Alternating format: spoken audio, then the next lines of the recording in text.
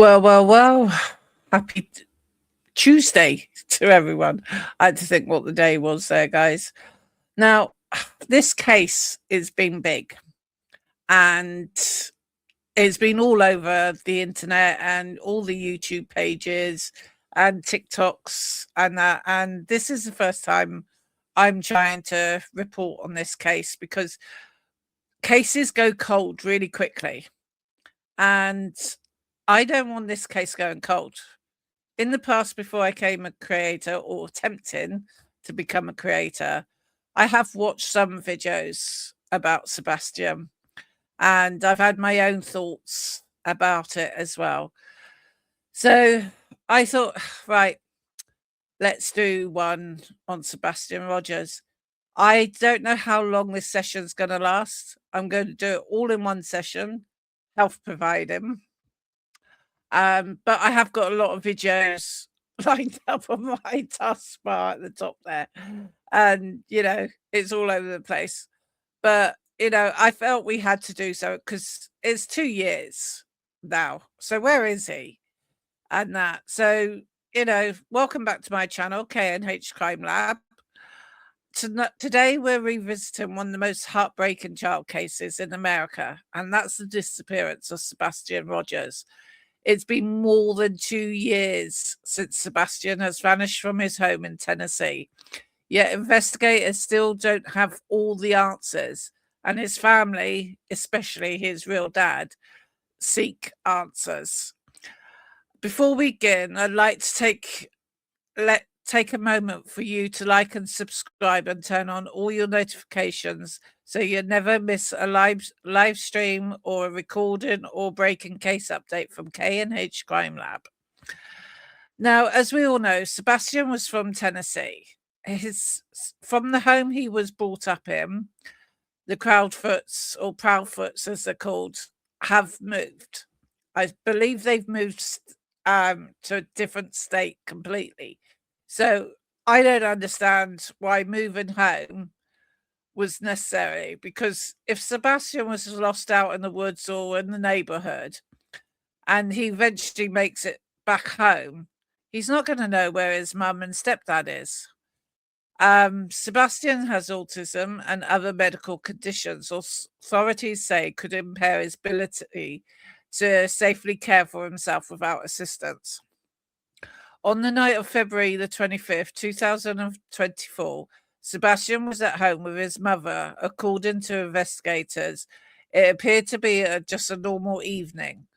By the next morning, Sebastian was gone. No cell phone, no money, no shoes, no confirmed trail, just gone. Sebastian spends all day with his mum the day before, which is the 25th of, the day he went missing. On the 25th of February. They went shopping, they visited a bowling alley, but I believe they couldn't go bowling because there was a match or something on, and they had dinner before returning home. Later that evening, Sebastian goes to his bedroom. His mother reportedly hears a loud noise from his room around bedtime, and she just yells out, "Are you okay?" or something to that effect. And it's bedtime, go to bed, you got to get up early. Now, if I had a son with medical needs and I was on a phone to my husband downstairs and heard a bang from my child's bedroom, like most other parents, I can pretty much say will go and investigate. They won't just shout upstairs, asking if you're okay. If something bangs on the floor, something isn't okay. Yeah, it could have been a toy, it could have been anything. But I would have gone up to the bedroom to physically check. And if all was fine, I would have said, right, now, Sebastian, bedtime. Come on, you got school in the morning. That's what I would have done.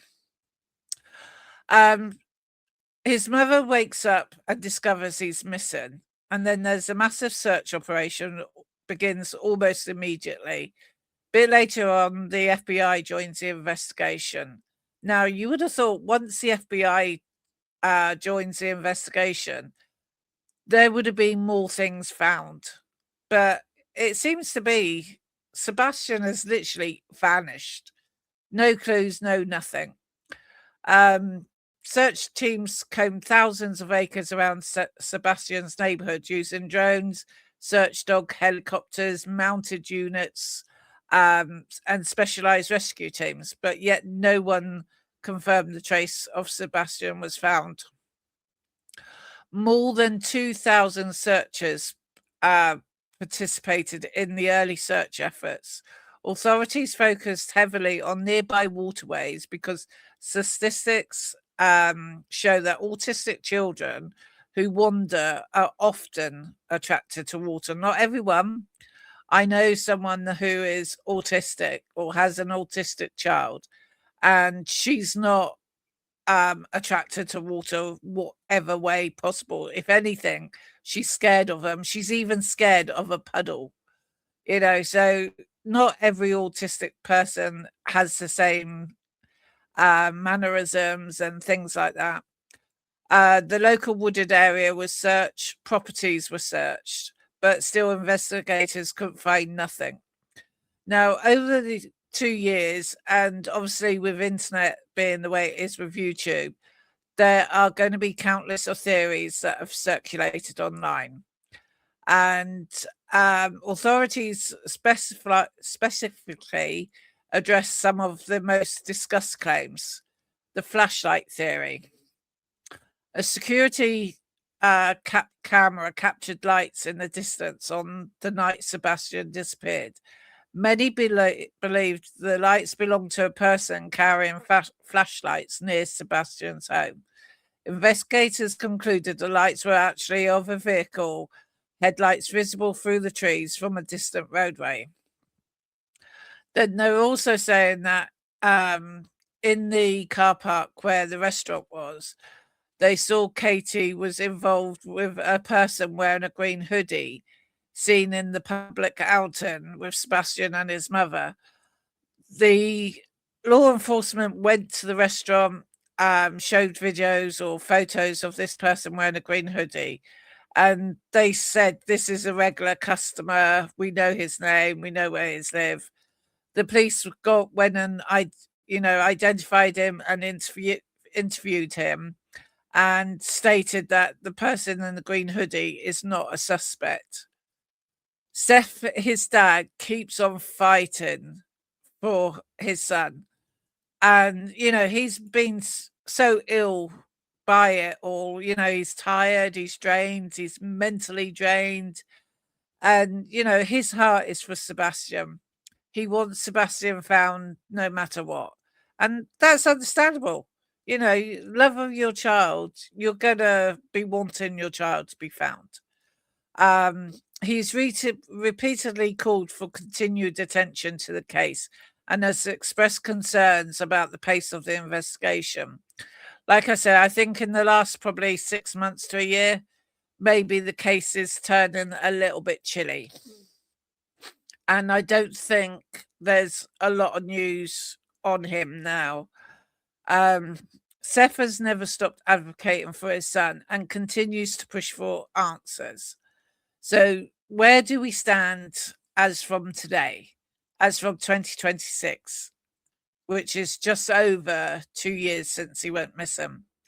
The case has not been closed, thankfully. Sebastian remains listed in the missing person databases, which is good. Authorities say every credible lead is still being investigated. So by that, you are thinking, yes, they are, still looking for all the leads and things. I think they probably need to go back to square one and start all over again, because often enough, if you revisit something for the second time, you see something that you never saw was there in the first place. I know I've done it. And, it's like if you lose your keys, you look everywhere and then you leave it for a while and you go back and you find them and you think, why didn't I see them on the first time? Just one of those things, isn't it? The FBI reward still remains available. So,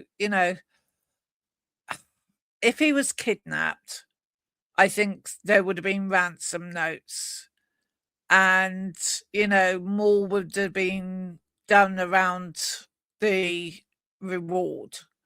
Like we've all seen with the Nancy Guthrie case, soon as there was a reward, fake, or so say, to at least 3 of the 5 ransom notes, I think it is, to probably credible, but the rest were fake. So law enforcement still continues to urge the public to focus on facts rather than online speculations. Now, we all know, one story gets told one way, and time it reaches another person, it's got a little bit extra added to it. Time it adds to the third person, there's even more added to it. So we can all understand how there's different theories out there. And when I was doing my research, I was surprised how many AI videos is out there with him. And, some of them look really credible. And I was looking at them thinking, you look a bit AI to me. Are you AI? Are you breathing properly? So I try to stay away from those type of videos. They still may read good news, but it's just the fact that you're not actually listening to a real person. It's just a robot. So there's been no evidence released, and there's still loads of answers and questions needed answers to. So I'll go through a couple of the videos. I don't know which one to start with first. Let me just go through, because I've got some detective ones. If I go for this one, they might still be out of kilt because I've gotten myself into a pickle. And I made this memorial thing for Sebastian because I heard that he loves Scream and he liked playing on his game consoles, so I thought add some gaming icons in there, and if anyone has seen Sebastian, no matter how small it may be, you could hold the clue to finding him and to get him home. I would say to his dad, not to stepdad and mum, because I don't think really she's a right type of parent for Sebastian. I really don't. And yes, I may get battered about what I say, but my opinions are my opinions. And it's a world of free speech, isn't it, guys? So let's say, which one shall I do? Let's do this one.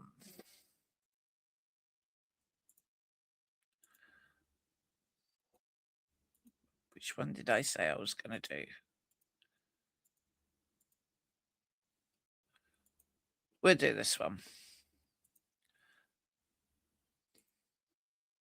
Led on the search for Sebastian Rogers and the last known video of him before he disappeared.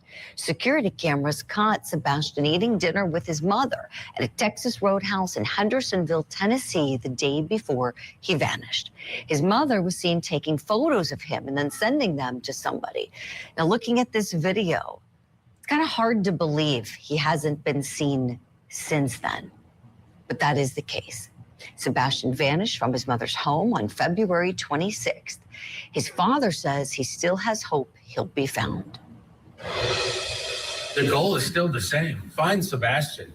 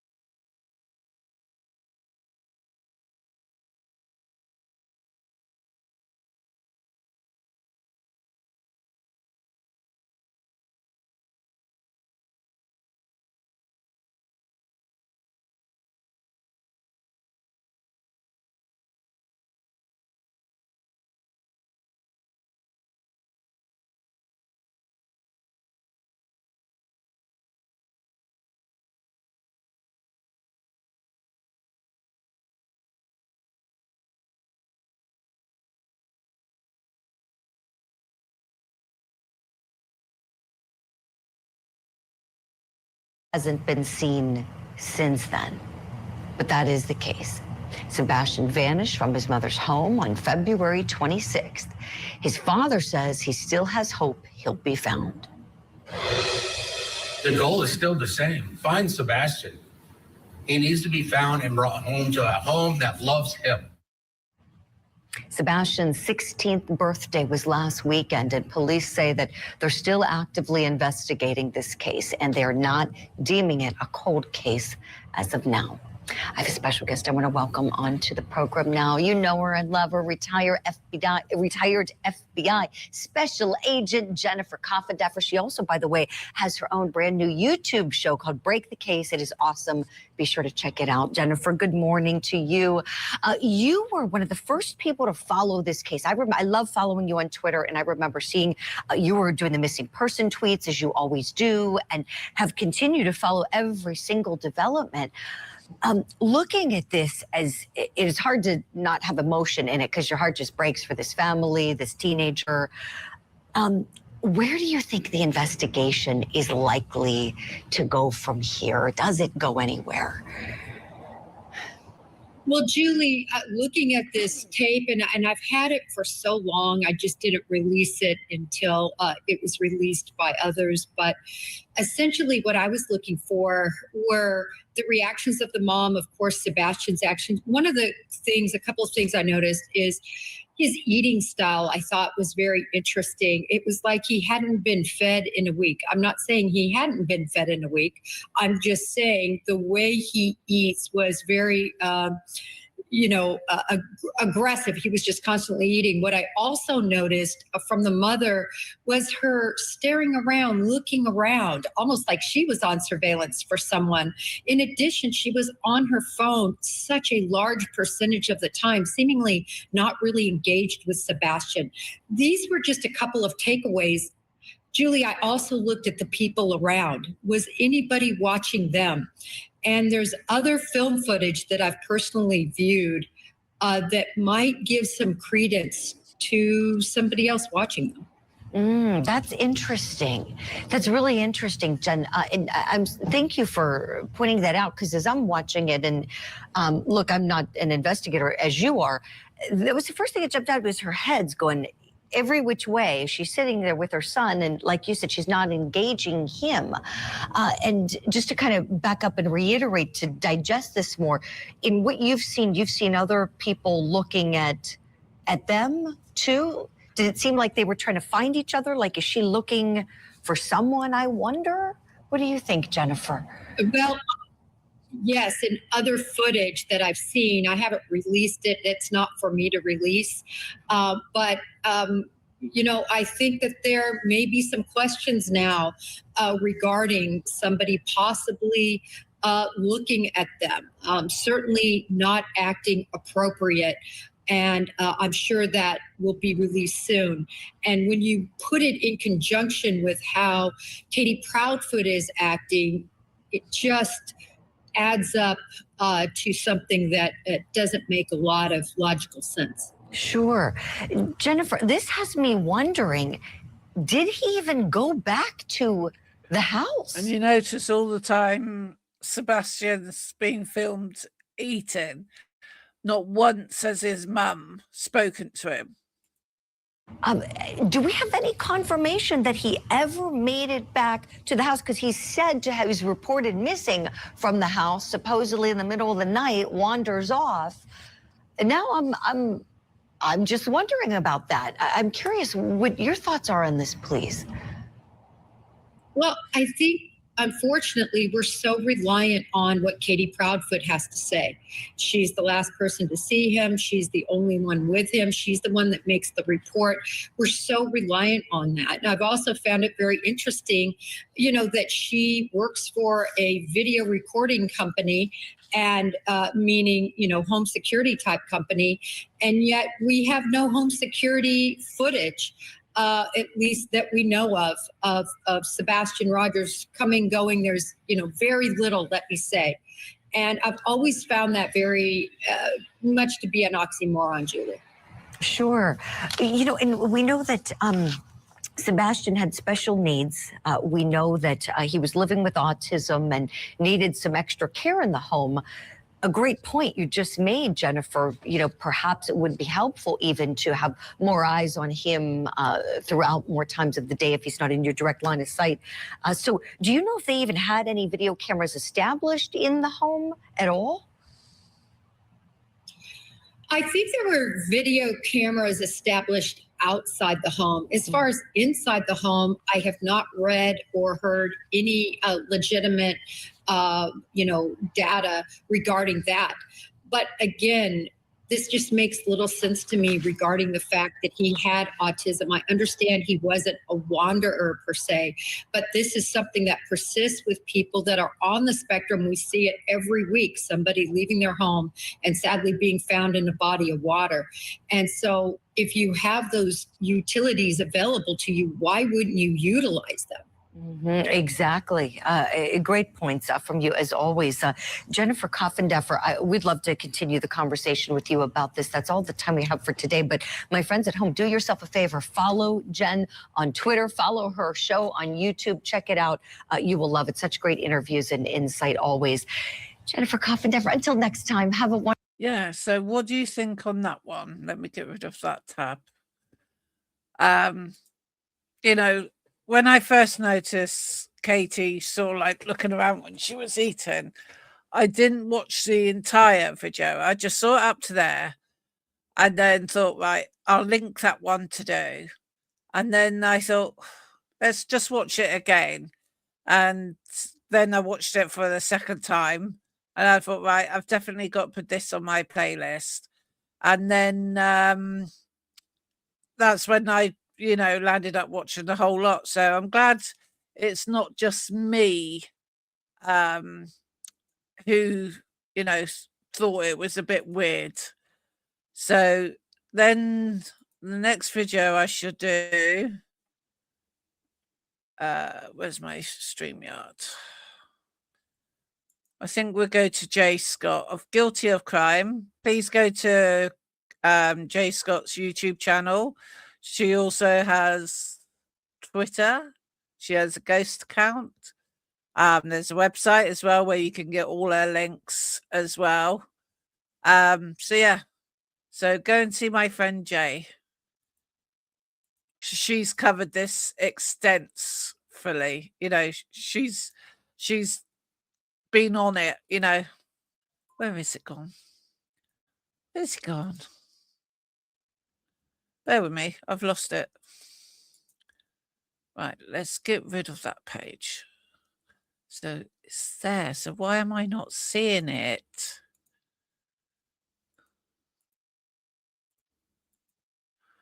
This is on another tab. Oh my days. It's a Bing video. We'll come back to Jay's one. I shall show the FBI issues an update. And gradually, as I get my screens turned off because I've played them, then hopefully I'll come across Jay's one. A teenager disappear without a trace. It is a question that has baffled the most seasoned of investigators for a year and a half. That's how long it's been since Sebastian Rogers vanished from his Hendersonville home. Nick Barris tells us in that time, the FBI has been able to disprove two theories. So many have closely followed this case and continue to ask and hope for updates. The FBI just issued a full synopsis of where things stand today. Sebastian Rogers disappeared from his Hendersonville home on February 26, 2024. The 15-year-old with autism did not take any clothes, shoes, money, food, or his cell phone. His mother only reported a small yellow flashlight was missing. A massive search, including TBI and Sumner County Sheriff's investigators, covered a 4.5-mile radius around Sebastian's home. That's roughly 44,000 acres and no sign of the teen. This is the system that we use to track all of our searchers. The FBI says agents have now followed through every one of the hundreds of tips. However, they have yet to produce any solid leads. Several months have indeed passed, but Sheriff Eric Craddock has said, it's not a cold case. It's an active and ongoing investigation. the FBI now does disprove two theories. One involving security video, which I obtained early in the investigation, showing what appeared to be lights outside Sebastian's home the night he disappeared. Agents say the dark sky and camera angle combined had distorted the security footage, and lights were actually from a truck away from the home. They have also now debunked a theory that a person in a green hoodie spotted near Sebastian at a restaurant before he disappeared was in any way involved. The Amber Alert for Sebastian does remain active, and the FBI is offering $50,000 for any information that leads to his whereabouts. They do encourage the public to continue to call in tips to 1-800-TBI-FIND. Nick Barris, News Channel 5. Nick, thank you. And when he disappeared, Sebastian was 5 feet 5 inches tall. He weighed about 115 pounds. He has brown hair and eyes that look hazel or brown. Literally, in the last hour, a new search has been launched for missing autistic boy Sebastian. I wasn't watching. Didn't have this on my tabs, but we'll go with it, and I'll react to Auntie Nancy Grace with you all. And if you're new here, if you're just watching my video, please click like, subscribe, and share, because it does help me out. I'm not monetized from YouTube. I don't earn any money from YouTube. At the moment, I'm doing this for the love of God. But I do have buymeacoffee.com with there should be a banner scrolling down the bottom there. So you can always donate to me. I haven't set an amount on Buy Me a Coffee. Some creators do it for like $3.99 or whatever. I've done it so it's open to my members. And, when members donate a cup of coffee to me, when I do get monetized, I shall think of something special to do for those members who have contributed to Buy Me a Coffee. It's not just Buy Me a Coffee, it's buying Harley, who's my assistant dog, some frozen treats in the summer, because we're now in British summertime. It feels like it today. So anything is greatly accepted, and I thank you in advance. So let's see what Auntie Nancy Grace has got to say. Sebastian Rogers. Why is there a new search recanvassing areas that have already been searched? Could it have anything to do with the fact that Sebastian's glasses may have been found? And right now, controversy swirling about a polygraph. I'm Nancy Grace. This is Crime Stories. Thank you for being with us here at Crime Stories. I won't probably watch all of Auntie Nancy Grace. Volunteers, and I believe it is the Sumner County EMS is saying 6 to 10 miles and so on. So this happened this morning. This is breaking news. They are saying this has nothing to do with the press conference yesterday with the glasses found, but that is all we know. Oh, look at him. Guys, look at those puppies. When you hear Lauren Conlon, who's been on the case from the very beginning of missing autistic boy Sebastian Rogers, when you hear her say volunteers, there's a caveat to that.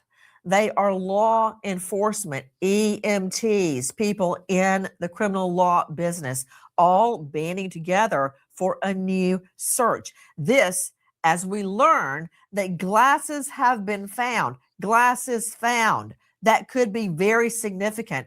And joining me is someone who is acutely aware of all the facts surrounding that pair of glasses. Seth Rogers is with us. Seth is Sebastian's biological father, and you may have gone online and seen Seth. At first you see nothing but densely forested woodland, and then you realize it's Seth Rogers out there on foot looking for his son. He hasn't quit. He took a brief respite over Easter break, and now he's back at it. Seth Rogers, Thank you for being with us. You can find him at Sebastian Strong. Seth, tell me about the discovery of the glasses. My volunteers found them in Gallatin at around 210 Hutch Street on Monday. Seth, no offense, but you're speaking Greek to me. Okay. Where is that? Where is that in relation to Sebastian's home where he was living with his mother, Miss Proudfoot? What? It's about 14 miles from his mom's residence. Wow. It's not in Hendersonville. Now, Seth Rogers, you were telling me it's about 14 miles that Sebastian shared with his mother and his stepfather, the Proudfoots. Had he recently gotten new glasses, or am I seeing, Seth Rogers, his actual glasses? They were close enough that I asked the Sumner County to bag and tag them. I mean, when I saw them through the pictures from my volunteers and they stated they couldn't get a hold of anybody, I flagged down a deputy sheriff and I told them to put on some gloves, put them in a bag, and bring them in. And that's what they did. They took pictures around the area to show where they were laying and how they were laying on the street, so they would have some type of recollection on where they were placed or left at, or however they needed. And they brought them into where our volunteers gather every morning, and chain of evidence was completed and they took them in. Guys, joining us is Sebastian's biological father, Seth Rogers. Seth, I want to circle back to what you said. These glasses were found about 14 miles from where Sebastian resided with his mother and stepfather. A volunteer found them. Were you on the search when the volunteer found them? I was not with the group. Not with that group. Where then? Were the glasses out in a forested area? Were they, I heard you mention the street, were they thrown by the side of the street? They were on the side of the road. Is it in paved? a residential area? Mm-hmm. So, okay, you just clarified something for me. It's in a residential area, like a cul-de-sac? I don't believe it was a cul-de-sac, but I believe it's Hutch Court, so I believe it was leading into a cul-de-sac. If you were in a car, how long would it take you to get from where Sebastian lived with his mom to where the glasses were found? Depending on traffic, probably about 14, 15 minutes. Guys, you're seeing an overview of Sebastian's neighborhood. Of course, we're talking about an area that has hills, some mountains. So it's not always as simple as it sounds to go 14 miles. It could take 14 minutes. It could take an hour if you have to go over a hill to get there. But long story short, he's telling us about 15 minutes from home. Do you believe Sebastian has ever walked through this area? I have no idea. I don't even know what's in the area. I wonder if he had any friends there. But you believe these glasses are similar enough to the glasses we're seeing that you asked for them to be bagged. Were they cracked? Were they broken in any way? No, ma'am. They had some scratch marks on the inside of the nose piece, and that was it. The lenses weren't scratched. There was no scuff marks on the outside of them. Guys, you are hearing Seth Rogers. This is Sebastian's bio dad speaking about a discovery this weekend, a discovery regarding Sebastian's glasses. Now, I have heard that it was proved that those glasses weren't actually Sebastian's, which, you know, it's good that every tip and everything found is being thoroughly investigated to, you know, to see if it is to do with Sebastian. But like they were saying at the beginning of the story, is there any proof that Sebastian actually made it home with Katie? I haven't heard of anything on the research I've been doing over the weekend. But does anyone know if there's actual proof of Sebastian going home and arriving at home with Katie? I know she says he put the trash can out for the bin men for the next day, and that, but you know, you can't help thinking, can you? The reality is, it is a simple matter to determine if these are really his. Seth is telling us they look enough like them that they could very well be his, and they've been taken into evidence. To make sure, what we do is take the lens out and compare it to his last diagnosis and his last lens prescription to find out, are these really Sebastian's glasses? And if so, why were they there? Also, we're going to be looking for prints. We're going to be looking for any DNA at all on these glasses. What, if anything, can they tell us? Back to Lauren Conlon, guys. Right now, as we are speaking, a new search is underway for Sebastian. Lauren Conlon joining us from the Outlier. Lauren, any idea what sparked a new search?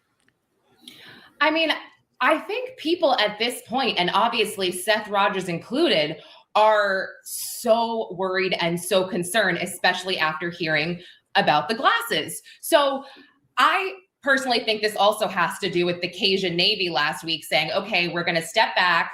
We're going to regroup. We're not going to stop.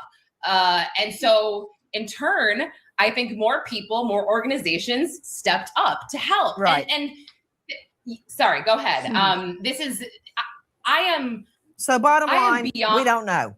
Maybe the glasses, maybe the fact the Cajun Navy is stepping back, but we know the search is happening right now, and we know where the search is. It's an area that has already been searched, which I find very, very intriguing.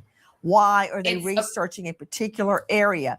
Guys, in addition to Lauren Conlon and Seth Rogers, joining us is Dave Mack, crimeonline.com investigative reporter, who has also been on the disappearance of Sebastian Rogers from the very, very beginning. Dave Mack, let me just say at the outset, recently, the stepfather, Mr. Proudfoot, stated that he would take a polygraph if we set it up. As a matter of fact, take a listen to this. Have the two of you taken a polygraph? I have. I have not.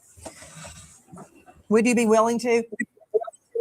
I've offered and volunteered on many occasions to take a polygraph, and I was told directly by law enforcement, because of my whereabouts, I did not need one. I understand. Ms. Proudfoot, did you pass your polygraph? But you also need to prove,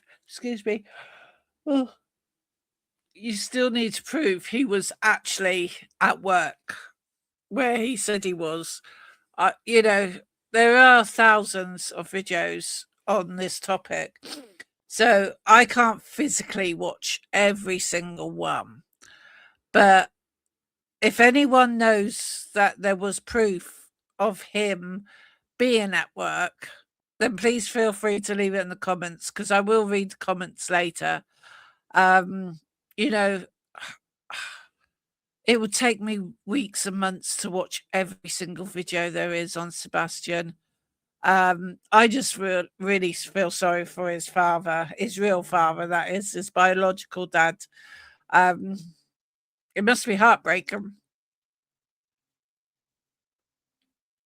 So, I just want to know if there is actual proof that he was where he was. If he was a lorry driver or something, maybe they have tachographs out there like our HGV people have over here, that documents every second of your driving and your rest breaks and things like that. So I'll carry on. I did.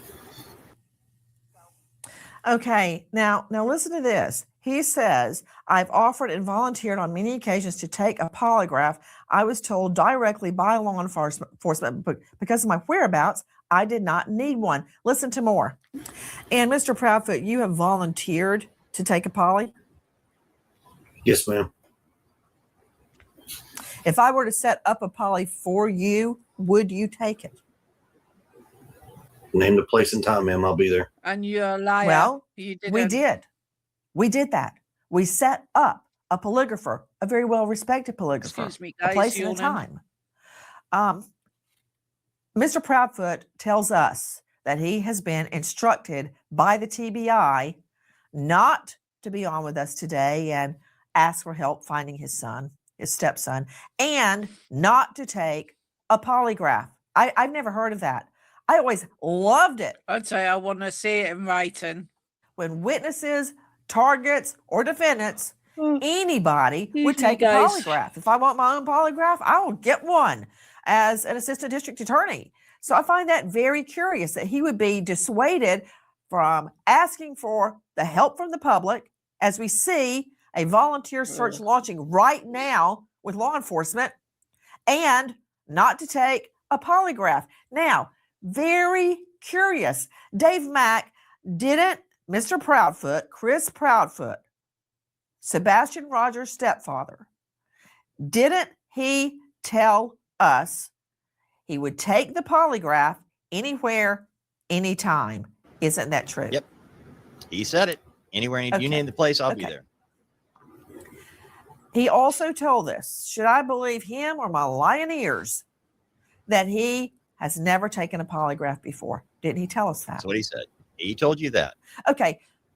Dave Mack, crimeonline.com investigative reporter, did he not tell another outlet he had already taken a polygraph and passed it? Yep, he sure did. He exact words. Explain, He said somebody please. asked.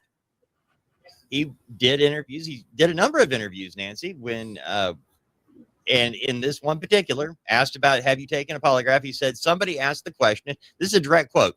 Was a polygraph taken and has it been passed? Yes. I didn't specify who or when, but what I can tell you, everything has been vetted completely. Polygraphs have come back as passed. So I'm confused as in why they're all wondering if myself, my wife, and the biological father took one. Exact words. That's what he said. Okay, but Seth Rogers, this is Sebastian's dad, his bio dad. Sebastian, Seth, I don't understand that, because he told me he would take a polygraph if I set it up. I set it up. I went through a lot of hoops to get it set up. One convenient to him in the area where he says he's working. Then he wouldn't take it and blames the TBI. So now I find out He's just a he's liar, told other isn't outlets he's taken one and passed. Do you know the truth? I don't. I really don't know. But I'll tell you what. I volunteered to take polygraph. I was told that I wasn't. I didn't need to because they have my location and whereabouts. But I still volunteered. And if somebody wants me to take one, that's something of my own free will. I haven't been told by TBI that I can't take one. I want to find out about Mr. Proudfoot hitting Sebastian with a belt. That is What happened? That is bang out of bloody order. I mean, he says he did it once. That's good. We know he's a liar and she's a liar. So they're not going to tell the truth and say, oh, yes, we belted him several times over the years, you know. So, you know, you should never put your hands on your kids. I've managed to bring up children and they're adults now, and I've never laid a hand on my kids. I know a lot of people will say, oh, well, good smacken's never done anyone any harm. But you don't hit your kids. You know, yes, I told my kids off when they did wrong. It used to be the naughty step. And it was literally, well, you know, depending how old they were, when they were like 3 or 4, it used to be like 3 or 4 minutes they had to sit on the naughty step. And then, you know, if they saw why they were sat on the naughty step for, then, you know, they'd come off it. But as they got older, they spent a little bit longer on there because I just felt that was the only fair thing to do. You know, you can't put a child on a naughty step for too long. You know, that's just not going to serve anything. But to be good liars, you need to have a good memory. And I'm beginning to learn really quickly that these two are not good liars. They don't have good memory. Because if they had good memory, they would remember what exactly word to word what they said. You know, so hitting Sebastian with a belt is uncalled for.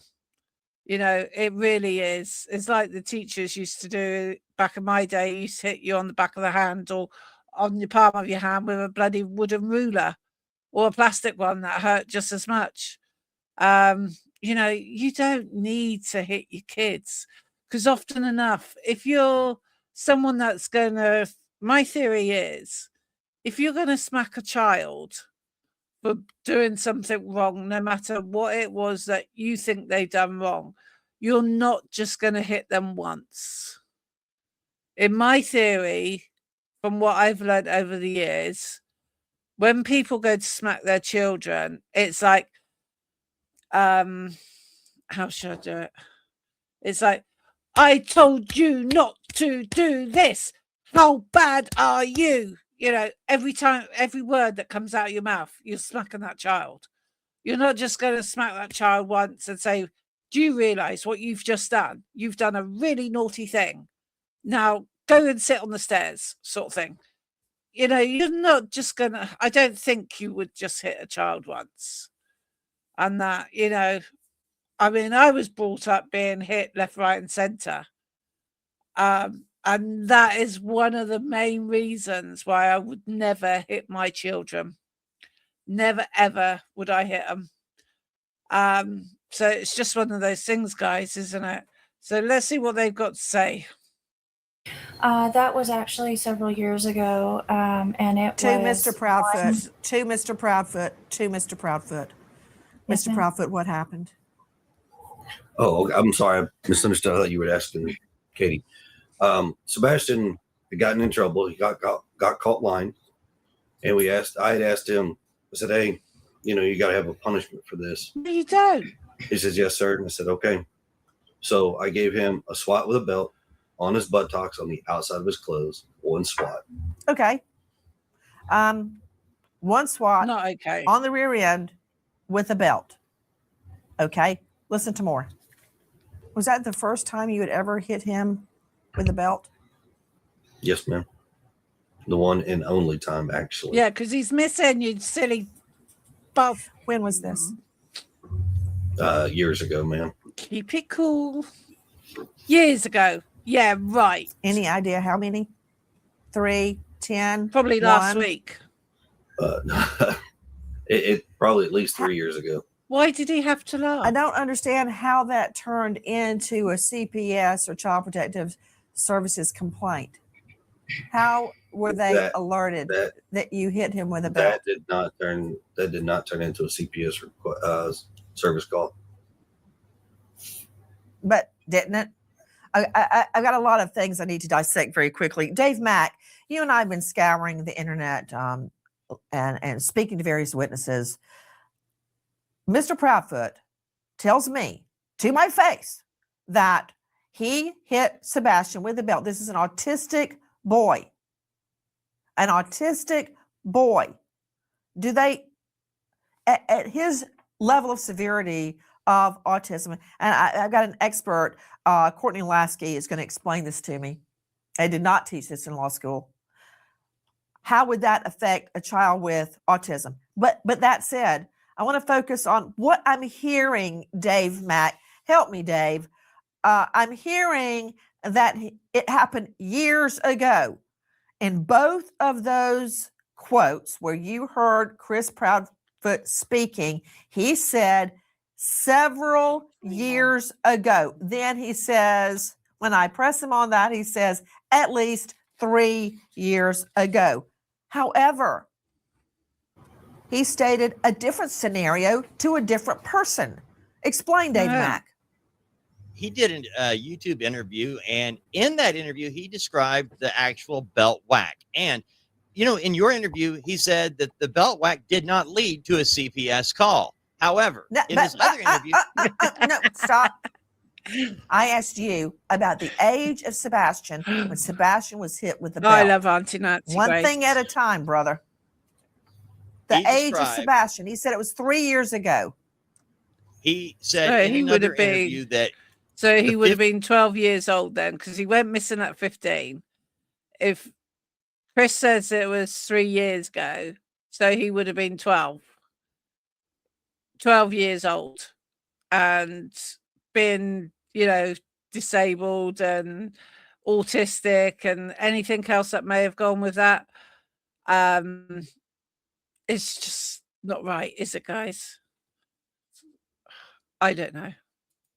15-year-old boy was upset. He was in trouble. He said he's 15 and in trouble. He was describing why Sebastian was mad about the punishment, the whack. And he said, 15-year-old boy. So he was whacked weeks rather than years, because he went missing at 15, didn't he? Because he would be 17 now, and he's been missing for just over 2 years. I haven't seen all of this video, so I haven't got a clue what Auntie Nancy Grace is going to say. And people may wonder why I call her Auntie Nancy Grace. She reminds me of one of my aunties. If she had darker hair and different color makeup, slightly bigger, she would be the dead ringer for my auntie. And she did not mince her words whatsoever. She, you know, she did have a really caring side to her when she needed to be, just like Auntie Nancy Grace. You know, she can be really sympathetic, but boy, if you get on the wrong side of her or you interrupt her while she's talking, you will know about it. But let's get back to this interview. Punishment. Now, that's not 3 years ago. That's within the Weeks. last 12 months. That is within the same year that Sebastian goes Exactly. missing. That Also, is a like Dad, significant point. And in your interview, Katie agreed with him. And I believe when Sebastian was staying with his dad, sort of like weekend visits or whatever visits it was, when Sebastian was able to stay with Steph, I believe I heard somewhere that Sebastian told him he did not want to go home to his mum. You know, and I really wish that day when Seth had heard that he didn't return him. Yeah, I know there's court orders. You can get accused of kidnapping and things, but you know, if only Seth had custody of Sebastian, then Sebastian would be here today, living life. And then in another year's time, his dad, Seth, could take him for his first pint. I say that here because in the UK, you're legally allowed to drink at 18. And it's meant to be every father's prerogative to take their son or daughter, and especially probably sons, to the pub for the first time for their first pint. Now, when I was split up and my son reached 18, he's now 29, his dad didn't do that. We were on talking terms, but his dad didn't take him to the pub on his 18th birthday for a pint. I went out my way and I was suffering from food poisoning. So I was visiting the toilet very frequently, but I made sure I took my son to the pub for his first illegal drink in the pub when on his 18th birthday. That was me. I did that because I felt it was important that a parent should have done it, but the dad should have done it for definitely, and I begrudge him because of that. He should have been the one to do that for him. He was saying, yeah, at least 3 years. Yes, you did. You're right. You're absolutely December right. What's that? His birthday, December 7th. He just turned 15. Oh. Okay. The significance of that is that he had not been 15 that long, according to this, when he got whacked with a belt. Yeah, because So his birthday's in the December, like he said, and Sebastian went missing in February. So 2 to 3 months. What fucking liars the Proudfoots are. I'm sorry for my language, but oh, it winds me up. It really does. My tank's going to boiling point here. does it matter when he got whacked with the belt? To me, it matters if you're telling two different stories.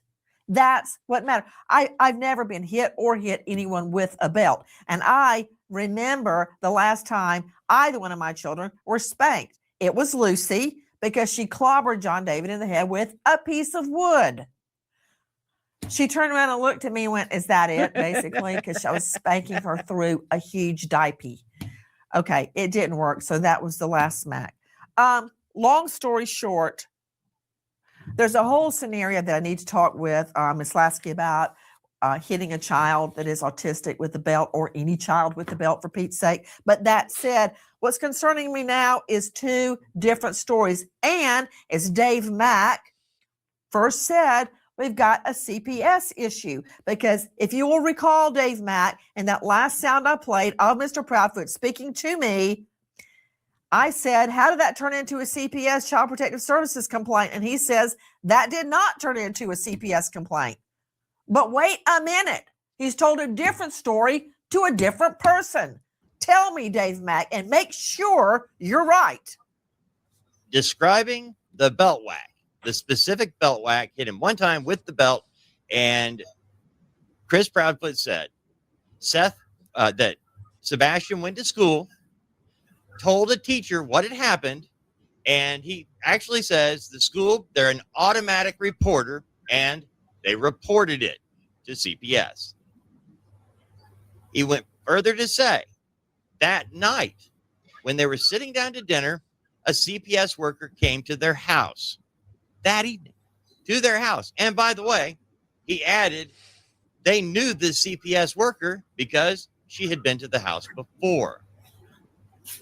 He went on to explain heroically how he didn't get in trouble, but that this caseworker allegedly took Sebastian outside and told him, you can't tell lies about people. Really? You'll get in trouble yourself. What?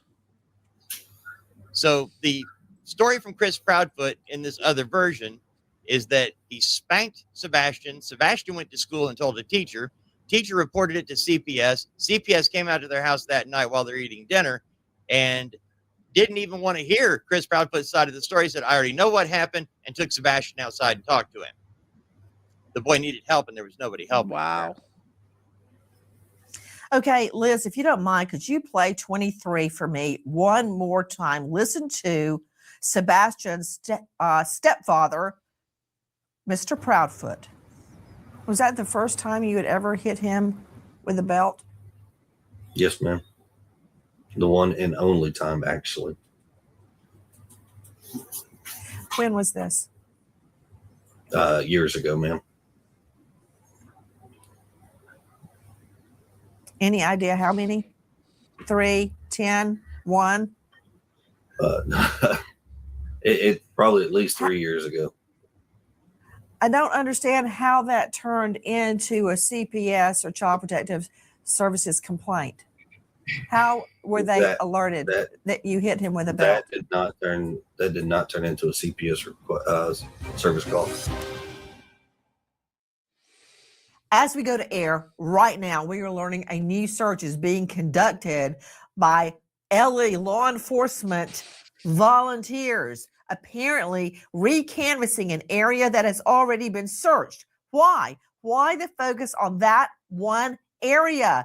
Joining me in the last moments, Brian Trasher joining us, VP of the United Cajun Navy. Brian, you and I have been talking a lot. A lot is happening. One, you called off the search one day just before the search started. And two, there's a lot of hate going on against the Cajun Navy. I don't get it.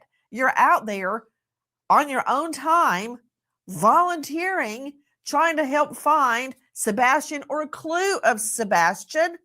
Somebody is full of a lot of hate for volunteers, which proves no good deed goes unpunished. And I'm hearing, by the way, the same thing, something similar from Seth Rogers, who is Sebastian's bio dad.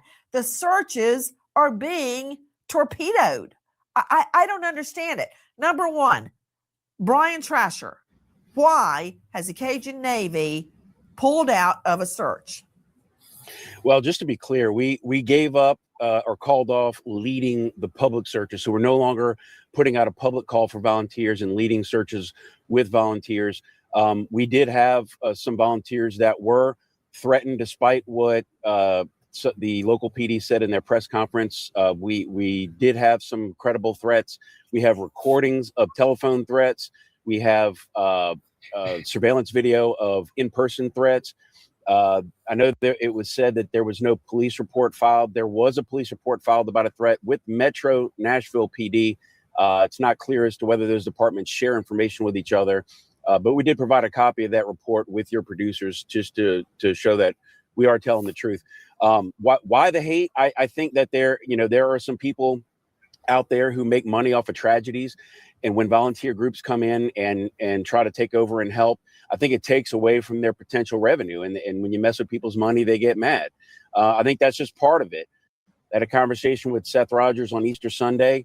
He has his own theories about why himself and other volunteer groups are being impeded in the search for Sebastian, about why they're receiving so much online hate. I'll let Seth speak for himself and his own experience. Yes, we'll do that. I want to talk to you about you and the Cajun Navy. I heard some of the threats myself, recorded threats. But could you succinctly, in a nutshell, explain what type of threats have been leveled against members of the Cajun Navy who are out trying to find Sebastian? Basically just a lot of, we're going to run you out of town. We're going to dox you. We're going to, tell everybody where your family lives, things like that. But, Nancy, what we've found is that we've run background checks on all the people that have made these threats. They thought they could remain anonymous, and they're all career criminals. They all have rap sheets a mile long. So criminal activity is nothing new to them. So it doesn't surprise us that they would have the gumption to go ahead and make threats like this. But I think what they were mistaken is when they thought there was going to be no retaliation. And when we basically started exposing these people and putting information out there, boy, they really freaked out. So my message to those people making threats, if you'll stop lying about the United Cajun Navy, we'll stop telling the truth about you. Okay, you know what? I don't really care, Brian, who's lying on who. Those are just words. I care about finding Sebastian, and I care about someone trying to torpedo the search, be it with law enforcement, with the Cajun Navy, with Seth Rogers, the biological father of Sebastian. Seth Rogers, you've told me that someone is also trying to sabotage your search for your own son. What's happening? Somebody doesn't want me to find my son. They have been there's things have been coming in off the internet that I need to stop searching for him. I've had people following me around since I would say day 9, day 10. People have been following me around. Once I started getting volunteers to help me, they started following around my volunteers, trying to be an intimidative factor. And now I found out that not only that, but they're going back to where we've already flyered, and they're taking the flyers down. No. Okay. Steph, I'm so I don't know sorry what to hear that. make of this. Brian Trasher is the vice president of the United Cajun Navy. Okay. And there have been many incarnations of the Cajun Navy. But this is what I know. This group is out searching for Sebastian. They called off part of the search because they perceived threats. Now the bio dad, Seth, is telling me that flyers have been torn down for Sebastian. I don't understand that. What's happening, Brian? Yeah, I mean, as you heard us say in the past, you now heard Sebastian's father, Seth, say that there are, without question, people in the local community, whether the locals or not remains to be seen, but there are people there in Sumner County that do not want this boy found, and they want people who are searching for him to stop, and they resorted to threats to try to make them stop. Fortunately, it hasn't worked because we still have people out there looking, and I know Seth is not going to stop looking for his son. Guys, take a listen to what Dave Mack from Crime Online has to say. The United Cajun Navy surprised many people that showed up for a recent search in Hendersonville for Sebastian Rogers. Just before people were preparing to gather, the United Cajun Navy came out with a post on Facebook and said they were calling off their search for Sebastian Rogers over security reasons. Pressed for more details, the United Cajun Navy said they are concerned over the security for their staff and volunteers, as some are getting death threats online and in person. They said they were going to regroup in a few days and decide how best to move forward. Again, no good deed going unpunished. Why would people tear down flyers that have been placed up by Sebastian's father looking for him, and the toll-free numbers and descriptions of the boy? Why is this happening? And why is the Cajun Navy being threatened? I wonder who it is. I want to figure out, Brian Trasher, how you picked that particular area to search. There's a combination of some information when we first got there that Seth provided, some areas that he had showed us that had already been searched, and areas that he felt would be good to search. Other areas were just kind of triangulating from the last known location of the young man at his home, and trying to figure out some places he would have been easy for him to walk to, places that he frequented before. We knew that there were some places that he liked to visit, but from what his mother said, he didn't have a history of wandering off without telling anybody. So, you know, we wanted to make sure that we were searching every nook and cranny that we could to find this boy. What can you tell me about that retention pond? There were reports a dog had hit on the retention pond. The pond was drained and nothing was found. Do I have that correct?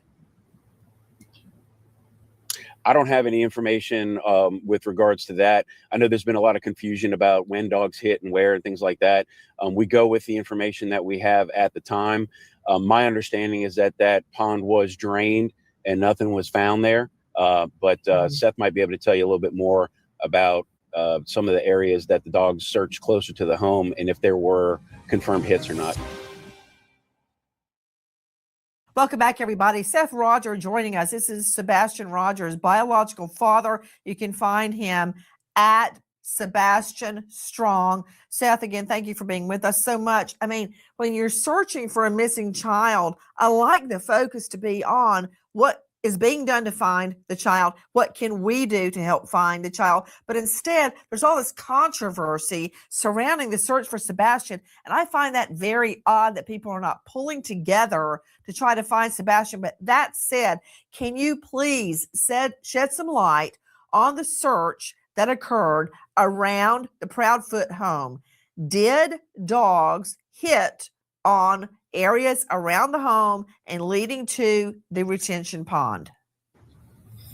I was first told by one of the dog handlers that their dog did hit on a scent that took him over into the construction area to a retention pond. I was later told by law enforcement that it was a false hit.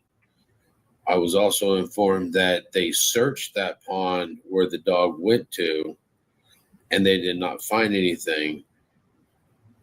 And I was told that they were going to actually go back and drain that retention pond, and they had drained a separate retention pond with no luck in finding it. So you think they may have already drained two ponds?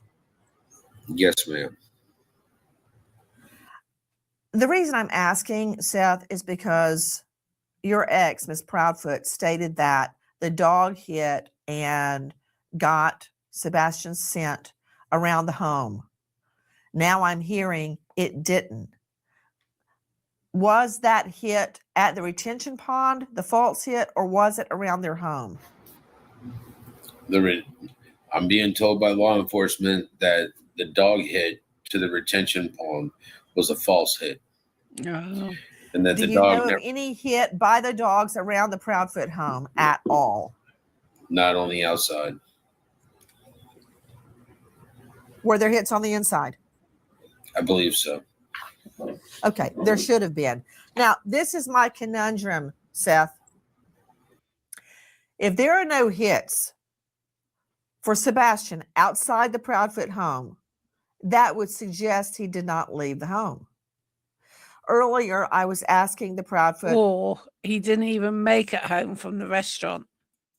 about their vehicles, what's their make, model, and year, to determine if there was a Let me navigation. see if I can bring up the other screen for a second before we go too far on. Hopefully I can find it this time.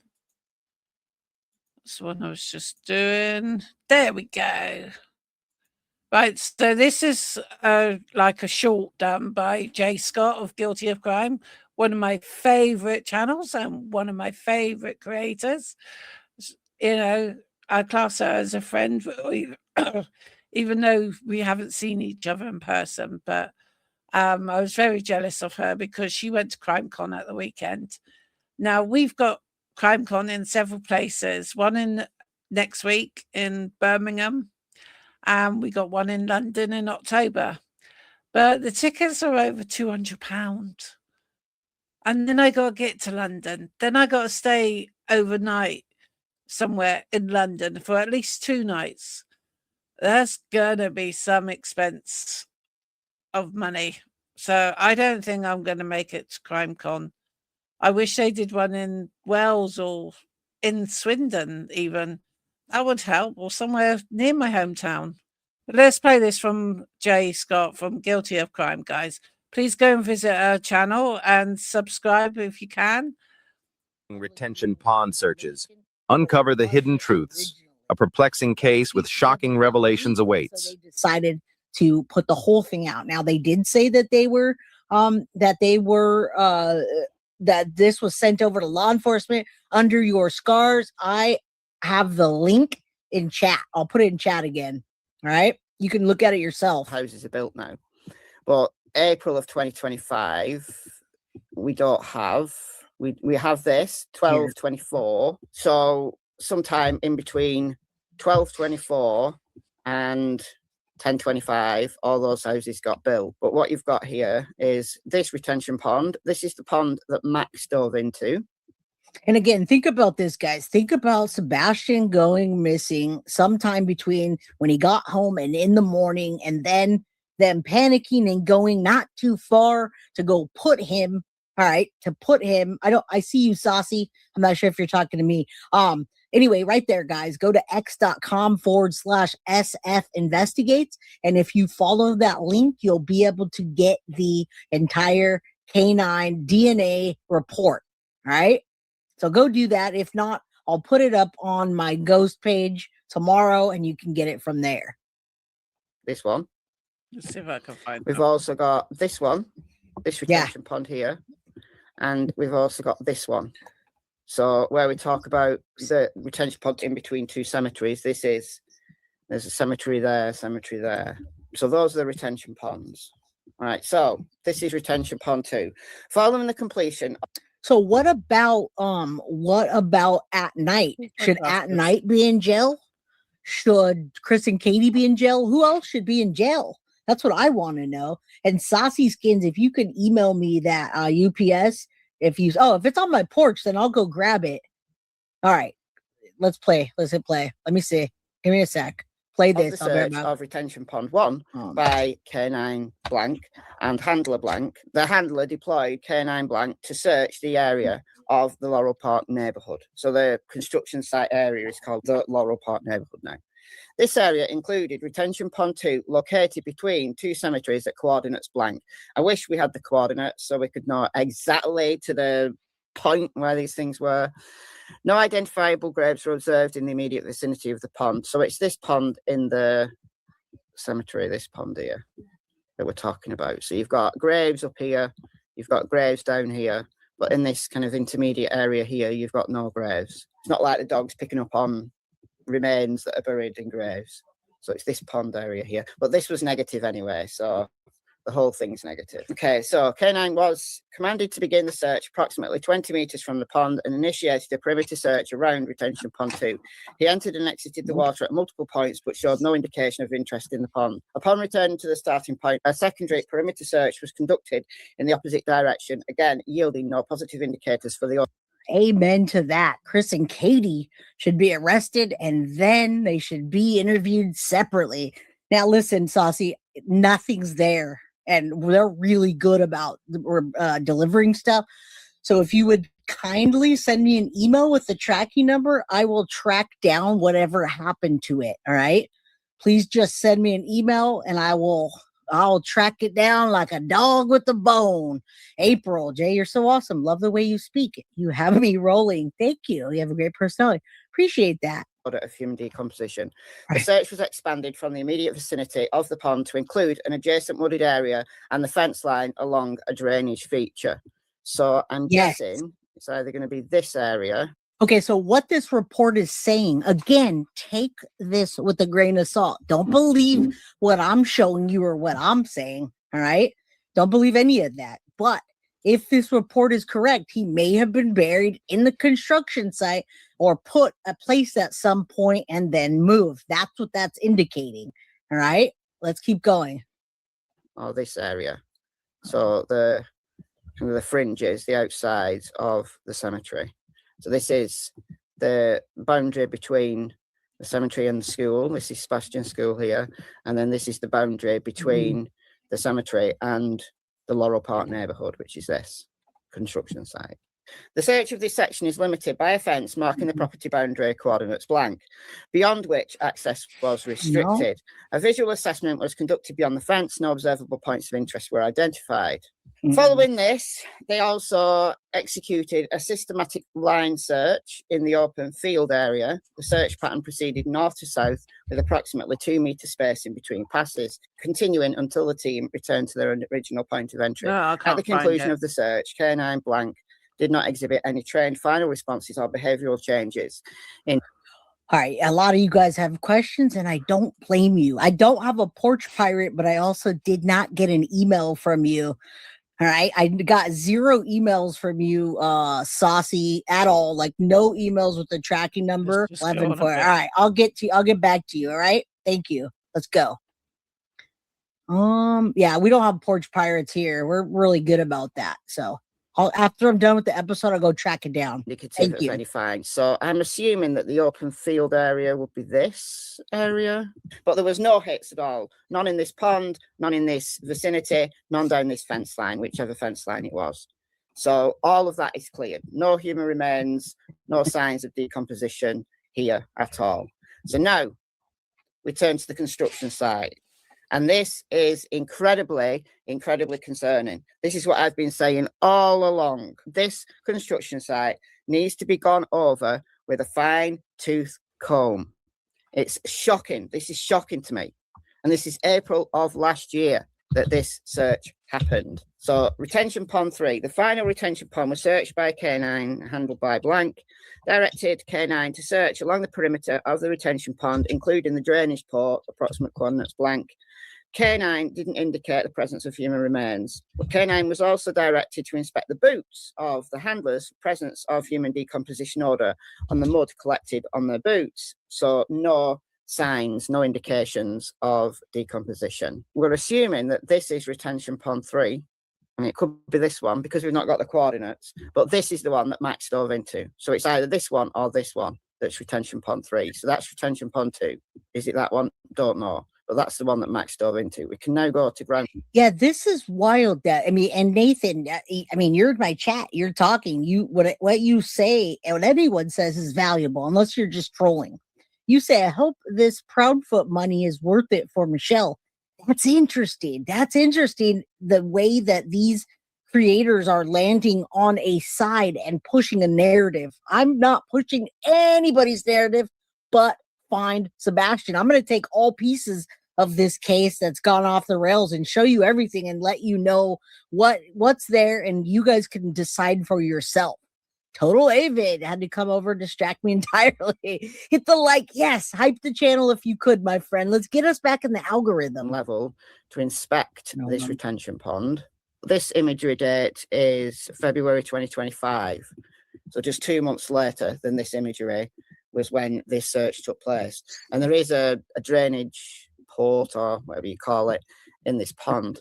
So excess water from this construction site has been draining into this pond. Now listen, it all comes down to money. All right. Everything, Vicky, comes down to money nowadays in life, whether you're law enforcement, TBI, FBI, everybody seems to be motivated by who's paying the most, who's covering what up.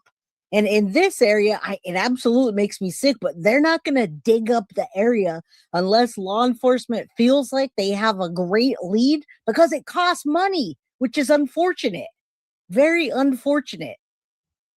And if Sebastian was in this area ever, or he got put there temporarily and then moved, that makes sense to me.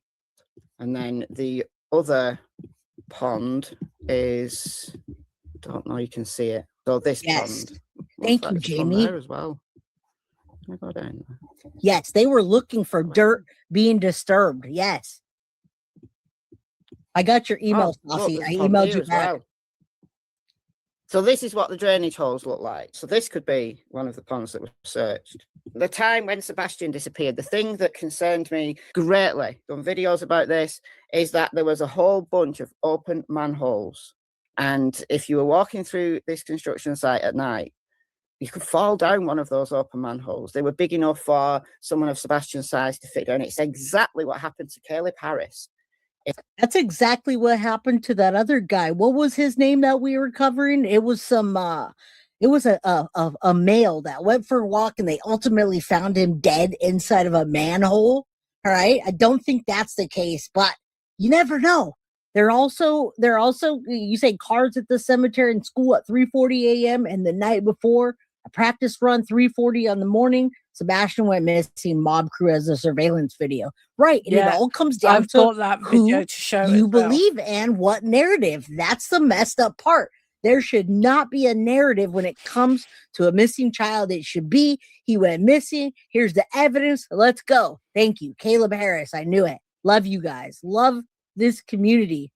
All right, let's keep going. Let's try to make sense out of this. That's all we can do. In Texas, Caleb Harris, for some unknown reason, went out walking at night and fell down a manhole, and it was months before they found him. Months. Yep, months. And these manholes at this time were open. The whole drainage system is feeding into these retention ponds. There's a few of these ponds. So I'd never seen that pond before. So there's pond there. There's this pond. I never even thought that can happen, y'all. Accessed by these ponds. Because the coordinates have been redacted, it's annoying. Oh, yeah. Oh, here we go. So that's a small pond. So I don't know which ones of these ponds it was. Like I said, I'd never noticed that pond before. So we got 3 retention ponds there in close proximity of each other. I think there's another pond there. See, here in the UK, building sites don't do this in our country. So it's quite interesting because I often wondered how come like America's got so many ponds. And now I know it's to do with building sites. I mean, this is a perfect area to put whichever ponds were searched, right? These were all negative, as was the pond in the cemetery area. But then we get to the construction site. So Blank requested an inspection of the active construction site immediately north of retention pond 3. So because we don't know which one of these ponds it was. Exactly. And again, I just brought that up. You're absolutely right. It's more likely that Sebastian was abused and violently his life ended violently, and those people are responsible. I'm telling you, if he fell down a wormhole or a manhole, they would most likely already have found him. They would have sniffed him out, etc. So, right, I'll go back to Auntie Nancy Grace so I can get rid of this video. Where's my stream? Share screen. Auntie Nancy Grace. There we go. system in those vehicles that could tell me if the vehicles left the home that night. That's what I was getting at. Don't know the answer to that yet, but I believe that there were. You're telling me you were not told of any canine hit around the home. Is that correct? Yes, ma'am. That's critical. Joining me, Dr. Sherry Schwartz, forensic psychologist who specializes in forensic psychology, capital mitigation, and victim advocacy at panthermitigation.com. Dr. Sherry, this search for Sebastian, if he is alive, he could still be saved. But it is degrading into a lot of infighting amongst searchers. I don't understand that. I don't understand it either, and I certainly am no expert in these kinds of searches, but it doesn't seem to me that I've ever heard of anything so vitriolic in the behavior of people searching to find a missing teenager. One of the things that seems to be happening is there seems to be maybe a little bit of territory, protecting their territory type thing, wanting maybe to be the Wait a minute, let organization. me see her. Dr. Sherry, Yes. they're out in the middle of the woods. Whose territory is that? Nobody. No, I agree with you 100%, Nancy. The thing is, we know now that trolling is a thing. People troll. I don't understand why this situation would attract trolls and for people to make threats when everybody just wants to find this little boy, preferably alive. It seems to me that people should be jumping in to help.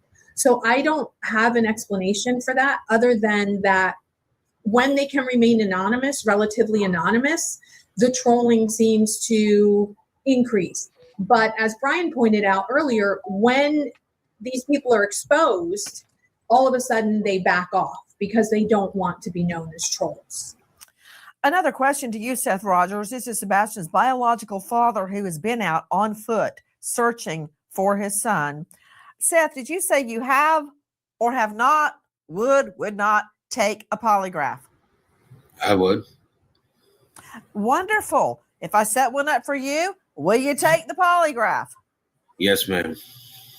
Okay, because I will hold this against you if you then don't take the polygraph. Yes, Right? ma'am. You understand that? Yes, ma'am. Because I want to know where everybody really was that night. For instance, if Mr. Proudfoot was where he says he was at work near Memphis, I believe he would have been in his RV. Is that your understanding, Seth? That would be my understanding.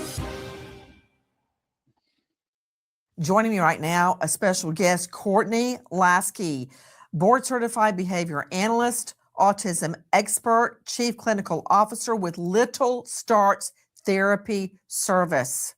Courtney, thank you for being with us. I understand, and of course, Seth, correct me if I'm wrong, that Sebastian suffered 6q27 chromosomal deletion disorder. What is that, and how would that affect him being lost right now?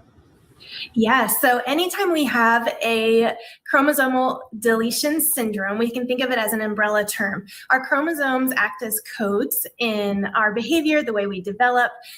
With his specific deletion of the 6q27 chromosome, the symptoms related to that, even though it is rare, it does associate with intellectual disabilities. So we would see the symptomology of autism spectrum disorders. But sadly, it also is associated with a higher risk of seizures and possible heart defects. It's very, very worrisome that Sebastian might have those symptoms and be gone for so long without medical care. How would that affect him now if he is out there and if he's still alive and lost?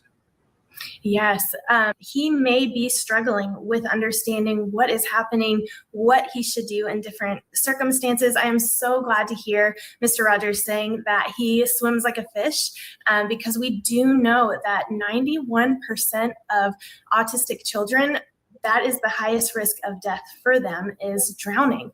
It's scary. So we need that processing. He has probably a delayed sense of danger and understanding what is dangerous in certain circumstances. Guys, I want you to stop for just one moment. You're hearing Courtney Lasky, who's an autism expert. What if he's still alive? What if he's being held against his will? What if he's being sex assaulted day after day after day? Yes, I have a strong hope that he is alive. I have a strong hope that he is doing everything he can to process the situation around him. We know that any experience outside of his normal routine is going to be traumatic. I want to go back to Seth Rogers. Seth, I have so many questions for you, but we're running out of our time together for today. But I want to ask you this. I was listening to a statement of one of Mr. Proudfoot's wives. I believe there have been 5. I'm not judging. I don't care who marries who or doesn't marry who. But this particular one named Nina stated that they had 2 children. One she had from a prior relationship, the second she had with him, and that the daughter had braces and he hit the daughter in the mouth and busted her mouth. Guys, remember, Mr. Proudfoot nor the mother have been named a suspect or POI in this case. My question to you, Seth, did you know about any of that? I mean, she's on tape saying it. I watched her say it. Did you have any idea that there may have been other issues of violence with children? No, ma'am, I didn't. And I know that Chris has been in Sebastian's life for a while now, before me and Katie were divorced. So Has Sebastian ever said to you or tried to communicate to you abuse in the home? No. He's on multiple occasions sit there and has told me he doesn't want to go back. And I've asked him, why don't you want to go back? And he wouldn't tell me. He didn't say why. He was just like, I just don't want to go back. And it's, at that point in time, I'm just like, okay, well, maybe it's the freedom that he gets at my house. And he's a teenager. And now I'm finding out a lot of this stuff. And it's heartbreaking. I wish he had told me. Oh, bless Seth. Nancy, if I can jump in for just a second, there has just been a post from the Sumner County Sheriff's Office. They want to clarify that those eyeglasses that were found are not related to Sebastian Rogers. Guys, won't you help us find Sebastian? Come on, guys. We need to find him for Seth. 1-800-TBI find. I've still got a couple more videos, guys. 1-800-824-3463. Let's pause now and remember an American hero, Jonathan. Right. Let's stop this one. Right. Now I've got 1, 2, 3 videos, guys. So I don't really know how long this one's on for. Of course, I wouldn't like someone to touch my chair then. Right. My bungalow is haunted, by the way. It is. Do I care? Nah, I don't care. Ghosts are happy to share with me. Right, I've got this one where it says new footage reveals dark secrets in Sebastian Rogers' case. This was posted 10 months ago by the Mob Crew. So please go to their channel and sub up. Just make sure that you can see what I'm put up there. Here we go. I've not seen this one. And sparked national headlines, but now his father says the case is losing momentum. With National Missing Children's Day coming up on Sunday, he is raising his voice and demanding urgency. News 2's Caitlin.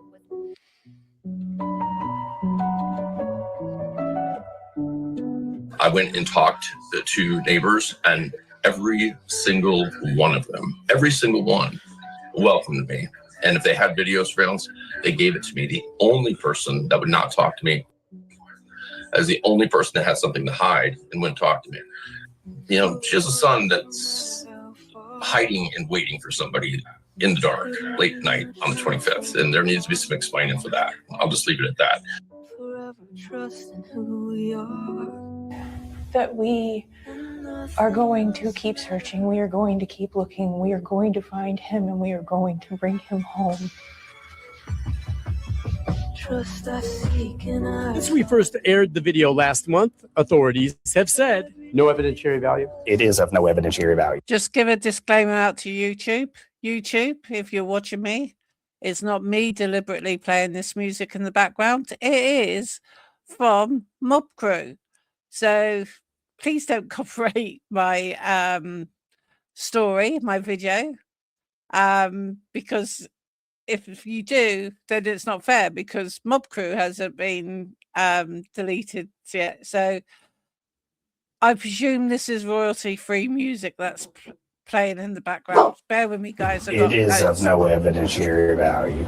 Can you tell me what those lights are? No. Why? Because the investigation remains ongoing. Yeah, I'm working on behalf of Sebastian. I am not. My client is Sebastian, and they're the guardians that have the ability to sign. It just started. Hi, Dad. I know this is gonna sound weird, but tomorrow's picture day. So could you send some basic clothes over to me so that I can rent the decent clothes and be handsome for my birthday? We don't need clothes. Mom. Because our heart is missing. He is my world. I need him. I Sorry, need him guys. back with me. Where am I? Sorry, guys. I had postman deliver an Amazon package. Whew. Right. Let's see where we are. Listen, like I said, I've got over 100 hours. I'll tell you that Chris and Katie are the. Fix this over here. And again, let me see. Do I sound okay in chat? Everybody's saying, okay, great. Okay, thank you, Geneva. God bless. And thank you so much, Melanie. Chris, you've been doing a good job on the Sebastian Rogers case. Thank you so much. Of course, this case, it bugs the hell out of me. I've invested so much time in it, and it's just it consumes my world, because I want to, find answers, find Sebastian, of course, bring closure for poor Seth. So let's get into it. Before we get into the main stuff, as most of you guys know, Fish Sticks did put out a video last week. I think it was a week ago today. I can't remember. It was towards the weekend of last week. I can't remember, but it's around a week. And of course, he put this out. This is just after, I put Interrupting big time. My new iPad case has come. Look. Purple's my favorite color, by the way. I keep on dropping my iPad, so I thought, right, it's time I need to get myself a case, because if I don't get myself a case, it's gonna break, and I can't afford to replace my iPad. And I use my iPad daily for games and things. Right, let's get back to the story, guys. a video out saying, there's a lot of stuff he, kind of didn't explain, like the, telling the news outlet that there was two people in a video when there was just one, and he still has not addressed that to this day. On the 25th. And I called him this out camera on it. is Again, if you're going to lie or try to deceive us, you're going to get called out for it, right? And then, then he doubles down. He puts out a long, message. We've gone over it. And then doubles down and says, yeah, here, look, here's the neighbor, acting suspicious. And then, of course, pointed towards the northeast of Kellen Avenue. We take a look at this video here, which is on June 20, or June, I'm sorry, working multiple cases, on February 25th. So the night that Sebastian goes missing, it's a little after 10 p.m. So remember, he would technically just be, he went to bed allegedly at 9 p.m. And then remember about an hour later, according to KK, she hears a thud. So technically he should still be in his room. And then if you look at the front room, the way it's set up, you can see basically the front door. So if she's on the couch until, basically midnight, I don't see how Sebastian is going to get out and come play flashlight tag until well after midnight, right? Also, remember, Katie claims so a little weird. Anyway, so long story short, of course, we dissected the video, and of course, it's just a cat. The neighbor was just going out to look for the cat. And I just want to address this. I know we've done it before, but I just wanted to give some updates to it. But, people are saying, what's wrong with you? There's a damn cat. And then so he says, did you find the cat? ? Can you name one thing Mob Crew has done to help law enforcement? Because they, and I appreciate everybody sticking up for me. But anyway, he sidetracks on that. But then he has the nerve to say, honestly, I haven't watched any of the replay videos. I've been on a search, which is true. But then he has the nerve to say that the neighbor's son wasn't calling out to a cat. There's a van that has audio. But if you saw my live last time, so of course, since I have the same footage he does, not all the same footage, but at least from this home, and since I've reviewed the shit out of it, because that's what you do when you take a case seriously. And one thing you'll notice right off the bat is this particular camera, because they have they have multiple cameras, but the main two, they have one kind of looking, down Killen more southwest. And then they have one that's more kind of northwest. And that camera, which is the one that we see the neighbor's son, that one, they both have audio, but the audio on the right one, the north one, we'll just say, it's not very good. It's almost terrible. I have to actually enhance the audio just to get anything. And so he has the nerve to say, well, he wasn't calling out the cat. This surveillance has audio, which technically is true. But if you had actually studied your stuff, you would have known that audio is actually crap. I've showed you guys, I played the last, when we went live the other day, I showed you guys to two versions of the bus going up on the left camera and then on the north camera. And you can hear it just fine on the left camera, but on the right one, it's almost, you can't even hear it. You can hear it just barely. So one, even if he was calling out for the cat, you wouldn't have heard it. Two, he wasn't calling out for the cat because it's, nearly 10:30 p.m. on a Sunday night. And yeah. And really, he's just, obviously, it doesn't take him long to find the cat. So there's no reason for him to really start yelling out for the cat, because shortly after he looks in a couple of bushes, I'm sure the cat, probably just as any cat owner would know, once he comes outside, that cat has already probably run into him.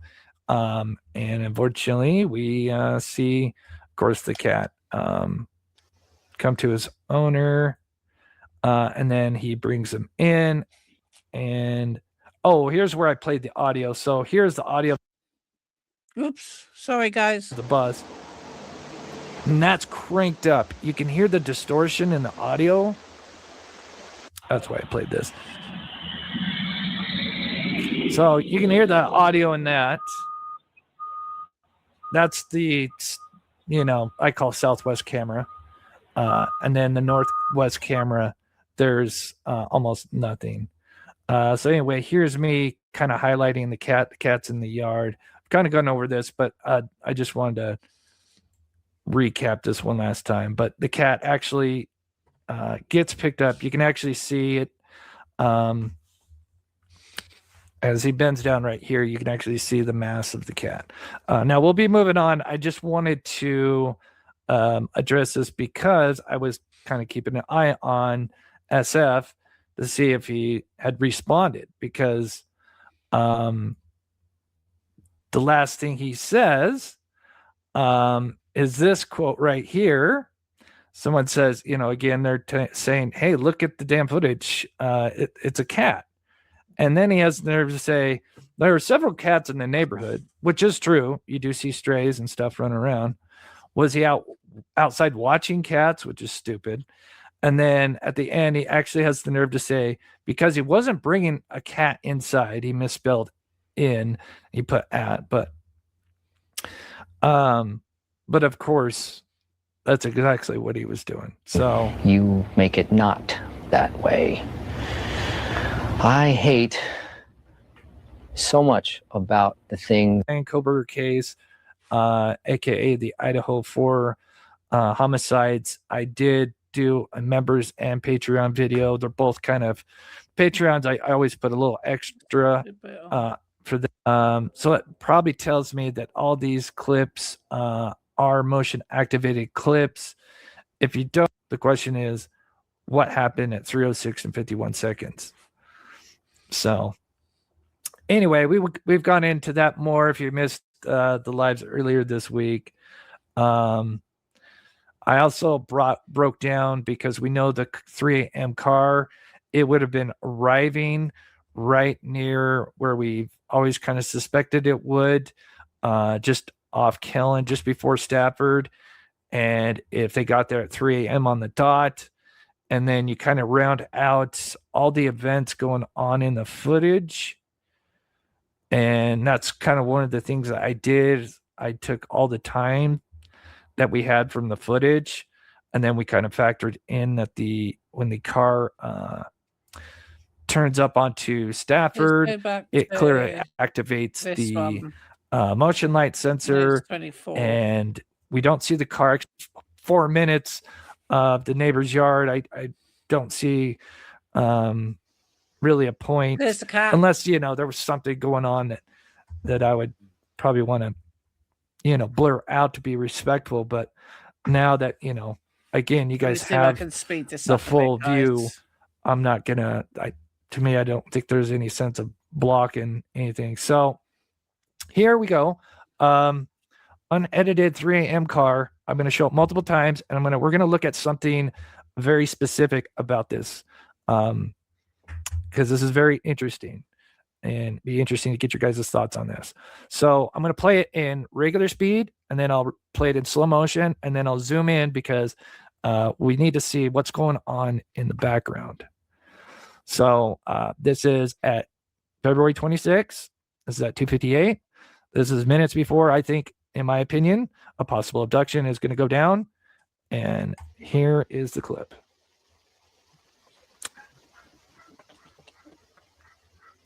Again, remember, the audio is on. You'll just notice that there is no audio, because unless I enhance the audio, you're not going to be able to hear it. So the car is going to come left to right. It's going to be starting to come here in just a second. Got to do some DIY work, guys. Should probably shorten the beginning here.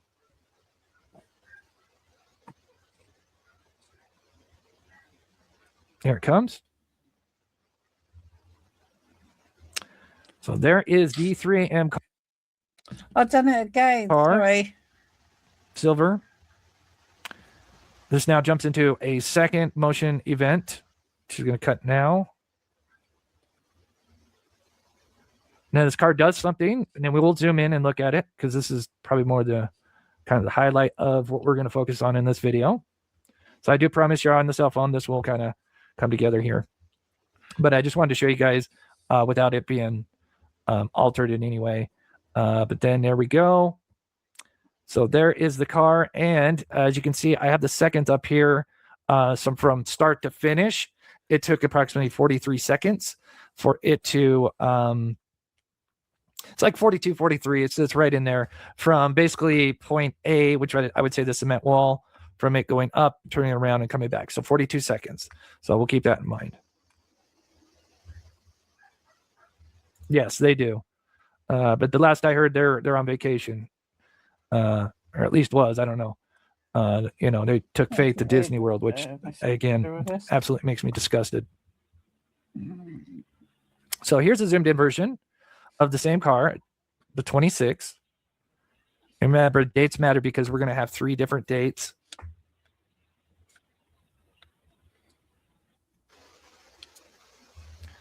You get this. And then again, so this is now slowed down so you guys can see it a little bit better. Should have sped this up a little bit. Here comes the car. So again, a little more zoomed in. You have the timestamp in the top left. But it's what it does in the following cars that are very interesting. Yeah, approximately 42, 43 seconds, kind of right in there.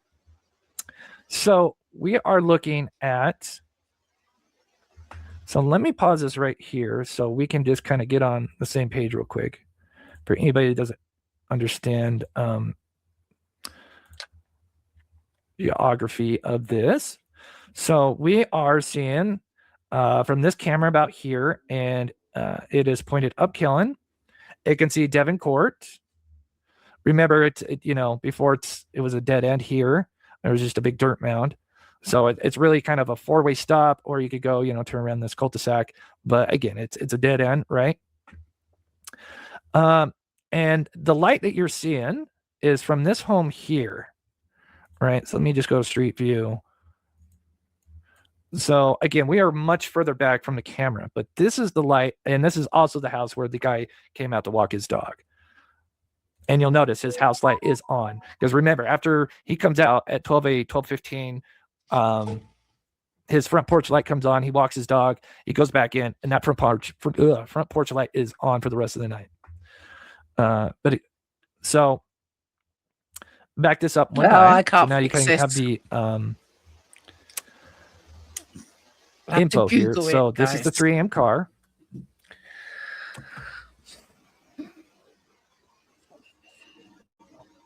As it goes up. Now, I do apologize, even with being on cell phone, I do zoom in as much as I can, but it will be a little bit. So here we're looking at that house, right? So this is kind of Devon Court right here, right?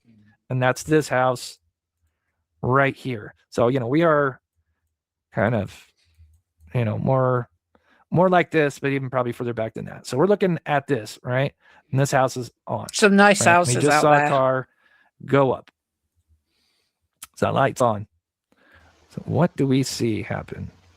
So we start to see headlights, right? Which means that car is now turning onto Devon Court. It is now turning west. And you're going to see something here in just a minute. You see it went really fast. Did you see the brake lights? Sorry, oops, backed it up a little too much. I do this again because we're going to put this all together because this is very interesting. To the TV. Again, I apologize. So just keep in mind, you're going to see this. You'll see headlights, and then you're going to see some tail lights go real fast. I slow it down again when I do a comparison, but right there, headlights, and boom. And you can actually see the tail lights right there. Now, this car does something interesting. Okay, there's still the tail lights. Then moments later, and I mean moments, it is hard, but you're going to see a shadow go whoop. Right here, there's a shadow. Again, I apologize if you're on a cell phone. I'm on a PC. I got a job to say. To me, it's kind of basically doing a 3-point turn, right? Now we see the headlights as the car is now kind of starting to turn towards us, right? So we start to see headlights here, and then we can see the lights here. And then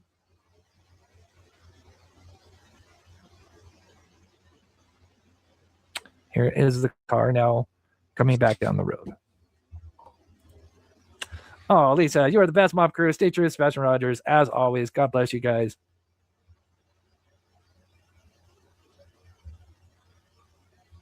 No, I think, in my opinion, Jazz, what they did is they turned onto Devon, because you're and we'll put this all together. Is what they did is they turned down Devon, and then backed up, and then just kind of. So it's basically a 3-point turn, but I think they're kind of going a little faster.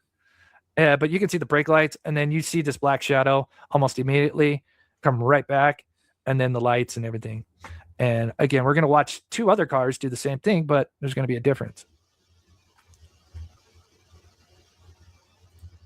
Oh, thank you. I appreciate you guys.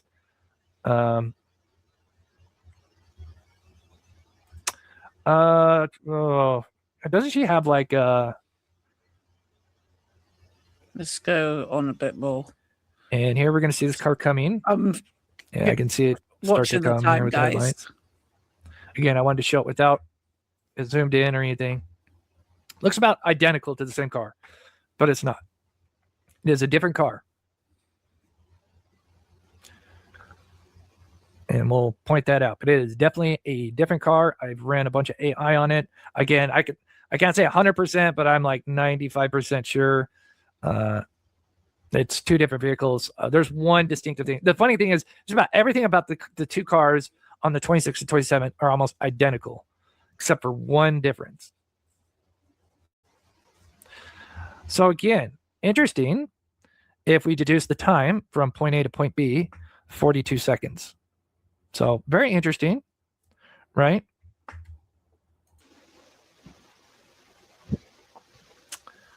Now we'll slow motion and we'll look at what this car does, right? Sorry, that heard something weird. Okay, do I got it in slow motion? Yep, it's starting again. Oh, maybe? No, it should be at 3:15. Oh. Okay, here we go. Now we got it in slow motion and zoomed in. Here the car comes. One thing right off the bat is notice the two separate headlights. Very distinctive. I ran a bunch of stuff with the AI. I even kind of did a video on this. And yeah, even though the rest of the car, even like the length and everything, I mean, most sedans, I mean, if they're mid-size, they're going to be about the same length. You know, tail lights look kind of the same, but very distinct, different headlights.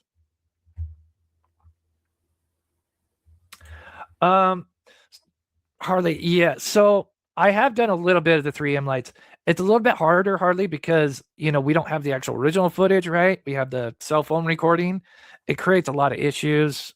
And I don't get like the same exact results. There's probably some other things I could probably try to do outside the box, you know, which I have done, you know, color temperature. It's just so much harder. But yes, I have done some things with it, Harley. But that's a great question. Imagine if we had the original footage. Okay, so let's see what this car does when it gets to the top. I thought about that, Michelle. But when I ran the AI, I don't have all the, I do have it, but I just don't have it right now. It was just more than that. And yeah, because I think I asked that question, Michelle. But I don't think it's the same car. Again, I could be wrong. But according to the AI and some of the things, because I did ask that question. That was one first thing I was thinking, like, well, could this just be a beam, you know, on? And I forget the exact answer. I don't want to quote, but so we're gonna zoom in here because I know you probably can't see it. So here we are. We're zoomed in. Again, if anybody's just checking in, we are looking at footage where a car just went up Kellen, and we are looking at this house who has his front porch on. We now just see a car. Has anyone, let me pause it a minute. Has anyone else seen this footage? And if you have, leave a message in the comments section, because I read all my comments, good, bad, and the ugly. But, you know, it is intriguing. I know I wasn't paying a lot of interest beforehand because I was trying to get the bracket off my new doorbell and I can't get it off. So it's going to have to be a job for my son. But I wanted to be a woman and do it myself, but I failed.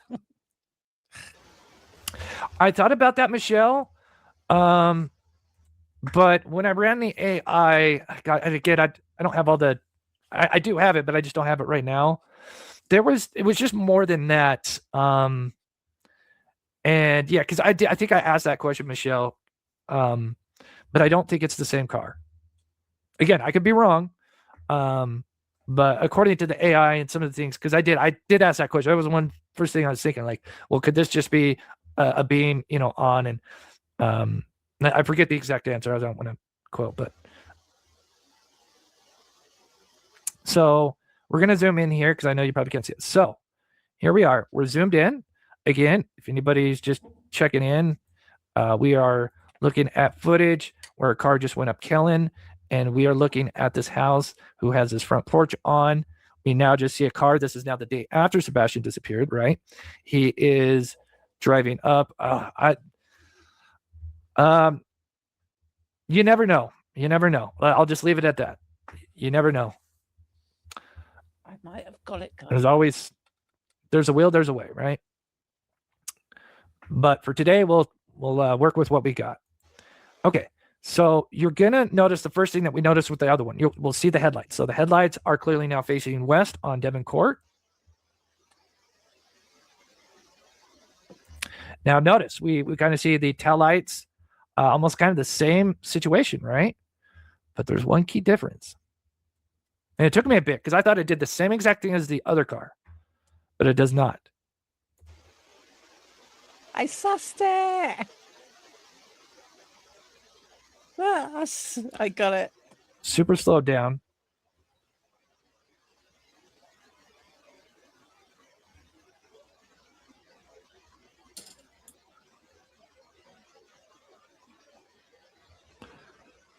So does that go? Is that right then?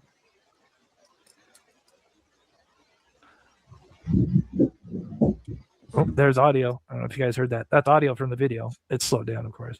That was probably the wind.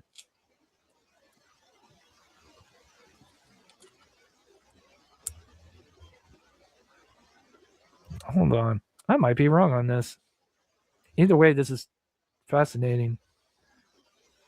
This is the 27th, right? Okay, I got to see this one more time because now... Oh, oops, I didn't back it up. Sorry.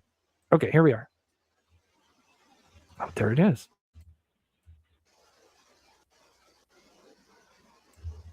Oh, I backed this up too much. I do combine these to show it. I'm sorry. This is very sensitive. Get me back to where I was at. Why don't they put instructions? Okay. Is it going to zoom in? Is this the normal one? Okay. All right. Sorry, guys. Where am I at? 137.29. 137.29. Oh, it's because I zoomed out there. That's why it's confusing.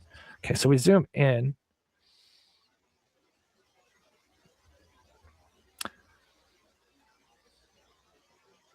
So we see the headlights. You can see the headlights start to illuminate the home as it's turning on Devon. And now we're going to see the tail lights.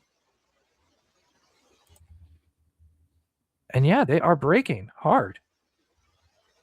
And you can actually still see the tail lights right here. They're still on. They're still there.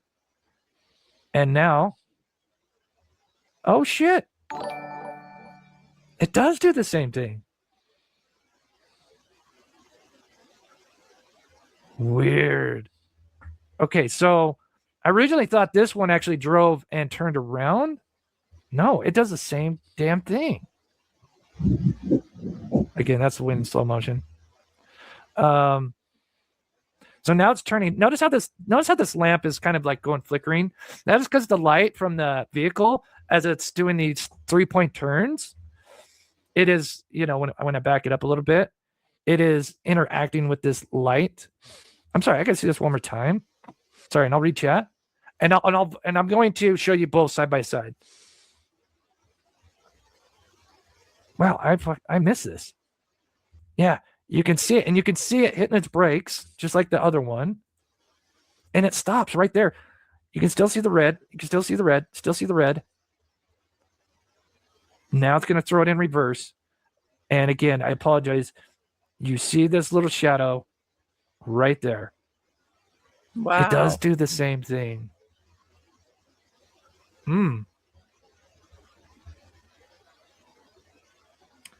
Okay, interesting. Dropping someone off from work? Very interesting. Actually, I kind of like that better. My mind must have been playing tricks on me. I thought it looked like the car went down Devon and turned. And we'll look at these, the 26 and the 27 side by side. And here comes back. Here comes. Ugh.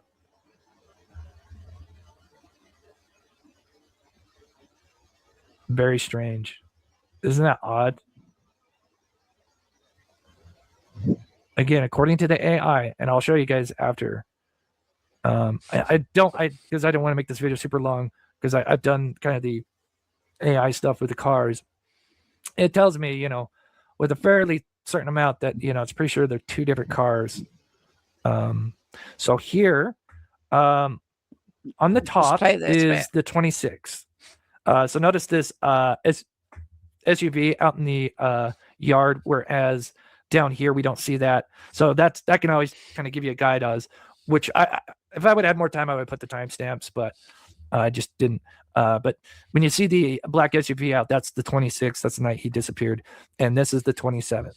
So now here are the cars side by side.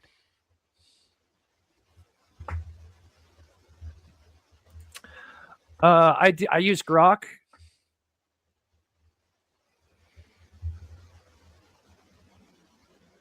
So there are both the cars, and notice how prevalent the bottom car with its, you know, two headlights, which I forget what they call it, just a higher and lower light. Like a side light. Again, both the cars, once you get here, I mean, they look identical, right? Again, it's creepy. And no, the brake light is not out. I did think that was like, oh, well, it's definitely the same car. The brake light's out. No, it's not the case. It's just the angle of it because yeah. Anyway, I did a bunch of research on that as well.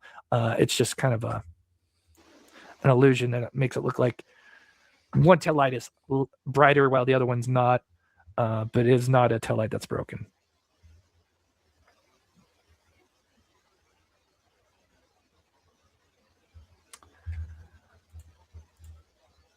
I mean, again, I'm not going to say 100% one way or the other, but I gave it a bunch of data. I mean, I've done a separate live on that. And I mean, I was taking screenshots from literally, I mean, I was just taking screenshot, you know, from point A to point Z on all cars. I gave it the dimensions of this car and this car, so it had dimensions to work with. And we'll get to the results. Could it be the same car? It's possible. It certainly does the same thing, and it's 42 seconds there and back. So, again, kind of wild. Maybe so the let's see second as we headlight he's look seeing at is like a what side both cars light. do. So remember, full on the beam top and is the dip. 26th, on the bottom is the 27th. They're about evenly timed, but I think one car is a little bit faster doing this, and then one car is a little bit slower when they're backing up. So we see the 27th. It's like they're going a little bit faster, and they then crank on the brakes, right? But we can still see the brakes even here. Then look at this one. It's almost like it goes just a little bit past where we can't see the brakes. But in both of them, you're going to see a black shadow go back. And again, keep in mind, this is in very slow motion. So if I was playing normal speed, it would just be almost instantaneous.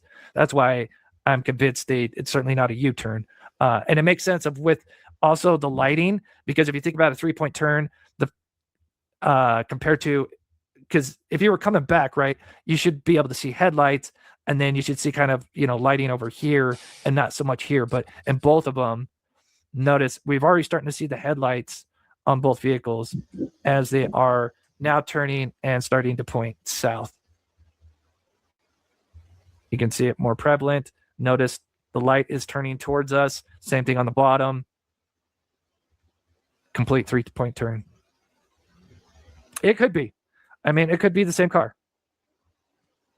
I'll give you the result again. I'll give you the results of what it thinks the cars are, which I think, you know, is the best I can do. Same around the same generation, between almost same exact route as the first two cars. And very interesting enough, the one on the 28th literally comes right around 3 a.m. So could it be that they watched the footage, you know, they collected the footage on the first 2 days and they started looking at it and they're like, oh shit, you know, like, who is this car? Not unless it's Or Mr. cars Proudfoot coming home from work. coming up killing and turning around at 3 a.m. We've got a long way to go yet, so I don't want to play all of this. Animal's name, right? But here, oops, that is not the case. No windows down.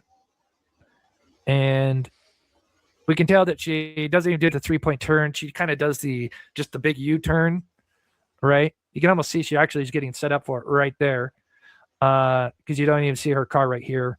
So that tells me she just instead of doing the 3-point turn, again, God, I wish they'd update just my junk email from just the spam I get every day. It is absurd.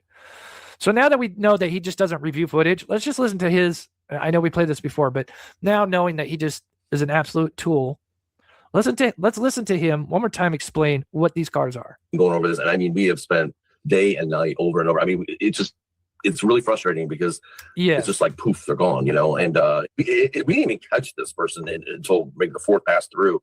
It's so faint, and we've enhanced it somewhere. It's a little bit more visible, but because there's actually another person that we've accounted for that's walking a dog, and so they're kind of like, kind of had our focus on there, but it looks like, they're not with this person because we've talked to the other person. So. Right. So, and also I'm starting to learn a lot of these people he's claiming he spoke to. He says he talked to all the neighborhood except for Bobby. That is bullshit. I can tell you that right now. That's absolute horseshit. I guess, the next question there will be the vehicles. There was obviously this thing about 2 flashlights outside. There was a garbage truck. There was the fact that the camera you released. Did any of them linger in the neighborhood? Like in the first day or two, that he's like, oh, I had an Uber come at 3:30 in the morning. So that had been known. So I was a neighbor. Not a neighbor. It was somebody in the neighborhood. It was somebody on Kellen. So this is where he's going to go. So he talks about the DoorDash. Remember, 3:30, there's a DoorDash driver, but we are invested in the 3M car. So let's hear him. I know we've gone over this, but now just with more context and knowing that he's full of shit, and I don't think he is. We continue to prove, and he's even embarrassing himself. No, I'm not going to watch. So remember, the camera. Right, I'm going to stop it here because this guy is starting to annoy me a little bit. Right, I think there might be one more video. Yeah, so get rid of him. Oh, let's do this interview. God, this is going to be a really... Oh, this is only 12 minutes long. I'm really struggling sitting here, guys. And that because of my fibromyalgia. And I had a seizure yesterday morning. So I'm still really achy, and I can't soak my muscles in a bath of hot water because we don't have a bath. We only have a shower room. So, and we're already, oh my God, 2 hours, 12 minutes. Oh, I knew this was going to be longer, but I didn't realize it was going to be this long. I've sat on my ass all this time. Oh, well, let's get into it quickly. Maybe I might make this the last one. This is apparently she lied.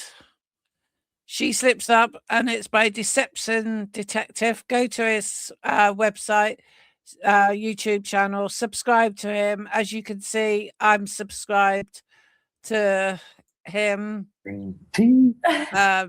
Oh, that really annoyed me, that did. But when she says about the green tea, oh gosh, so annoying. I think it's because of her. I absolutely do. I think it's her beginning to get underneath my skin, and she's making my skin crawl. So we go back to this one a minute. His jokes, the way he laughs when he tells a funny.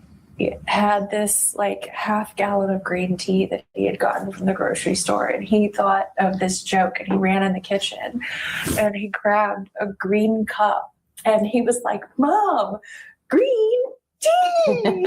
That's Katie Proudfoot telling a journalist about her missing son, Sebastian Rogers, but you'd be forgiven for not knowing that based on how much fun she seems to be having.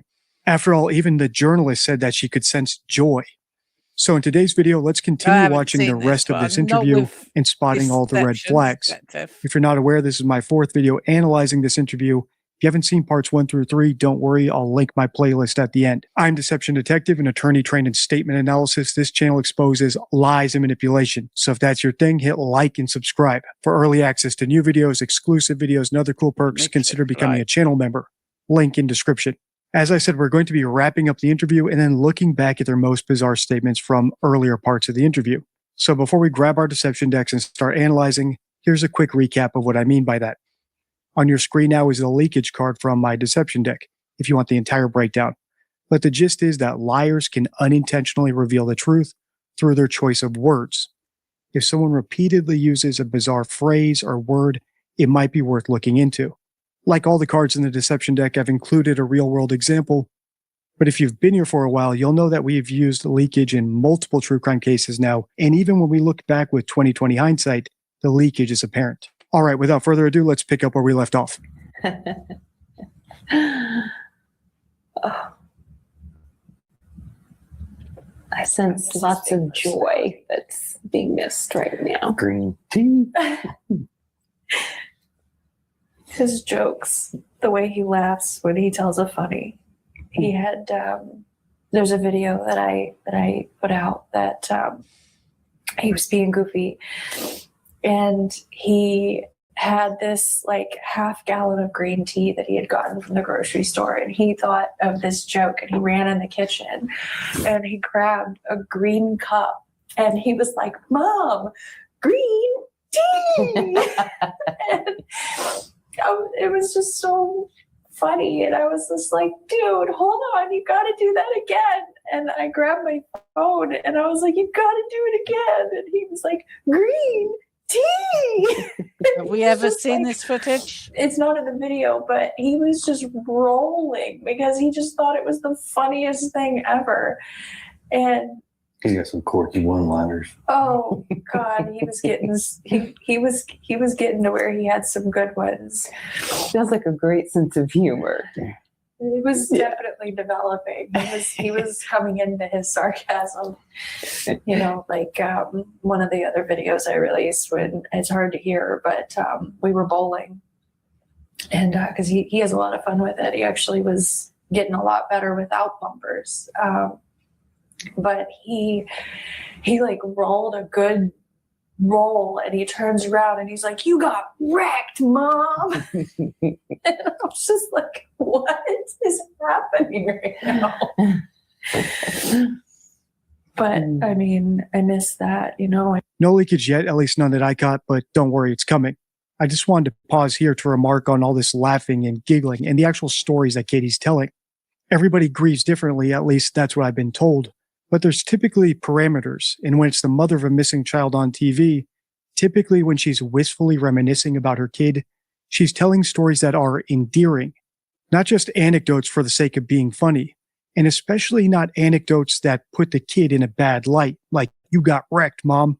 And that's because these wistful reminiscences are done for a purpose, typically, like we saw with Desiree Young, the mother of Kyron Hormone, who I think sincerely had nothing to do with her son's disappearance.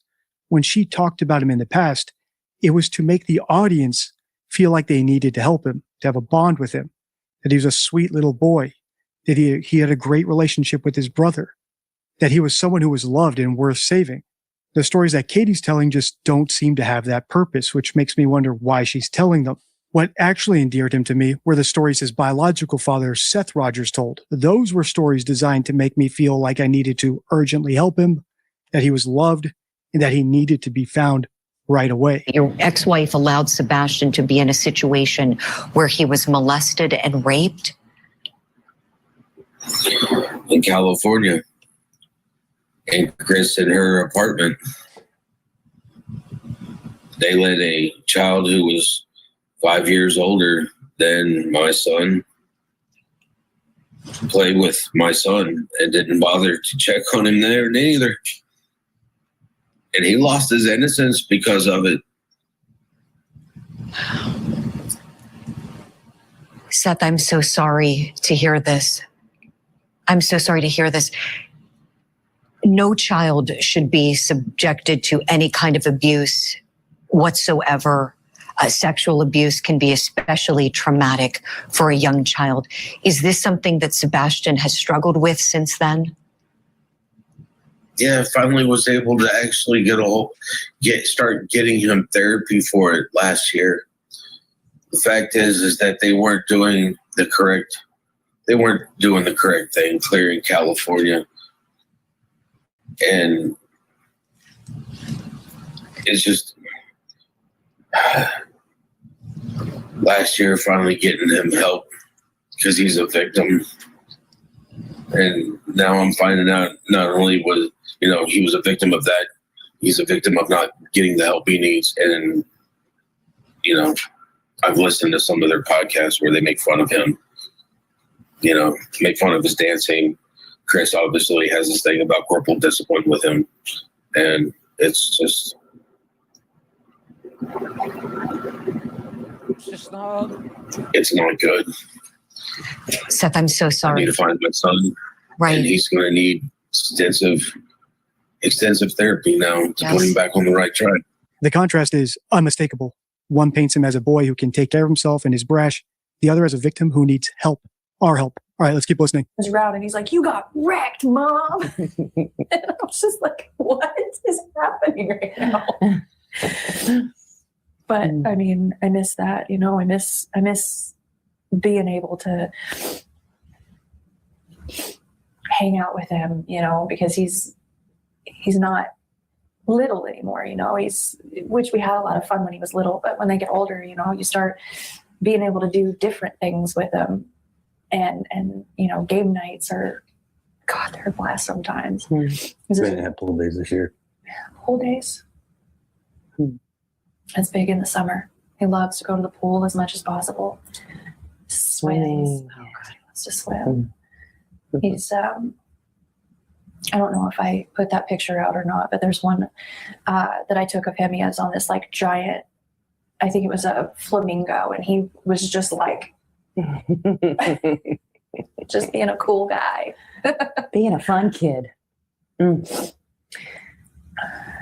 For our viewers, before we end this, I guess your message for them is just keep hope alive. Yes.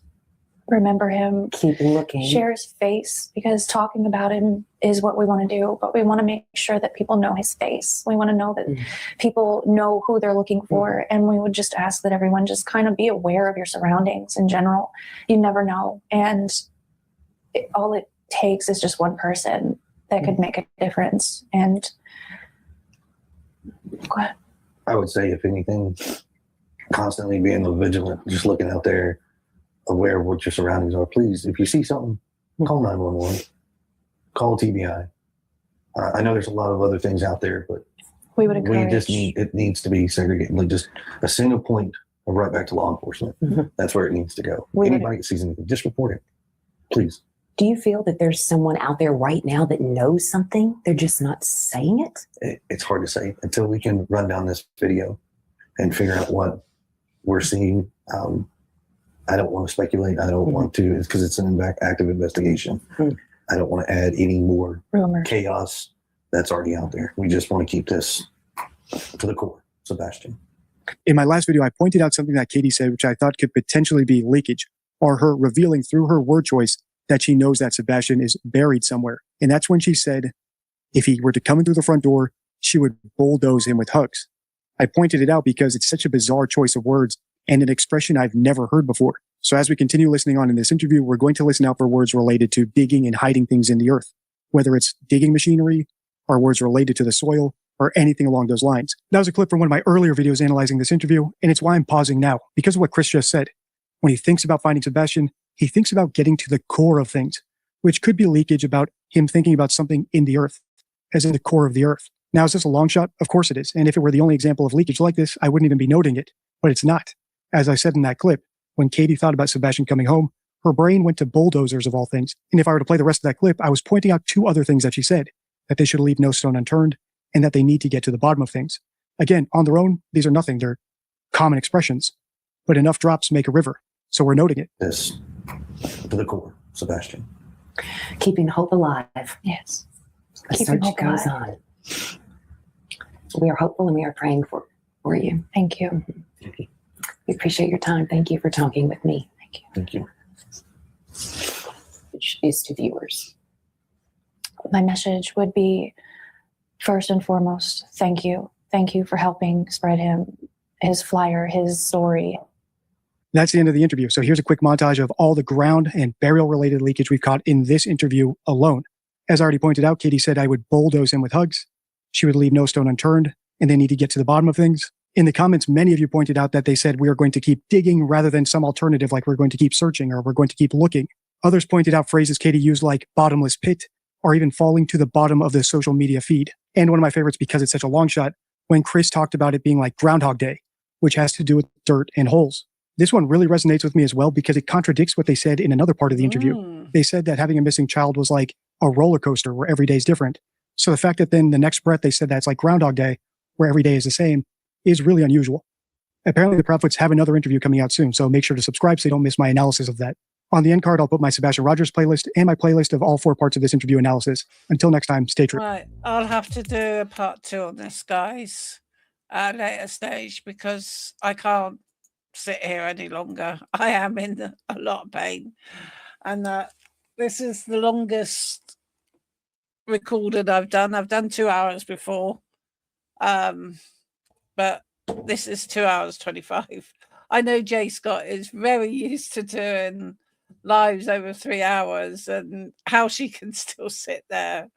My bum would be, well, very sore, very, very sore.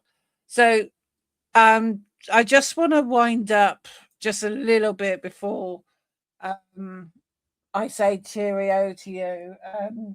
All the usual housekeeping stuff, please hit that like button. Costs nothing to do. Leave your DNA on that like button for me. And subscribe if you haven't. If you're watching this and you haven't subscribed to my channel, you are doing something very wrong. Please subscribe. With this case, I mean, I think with Sebastian, you could do like a 6-hour video because, you know, there's so much information out there for the last 2 years. So my big questions would be is, did Sebastian leave the house voluntarily?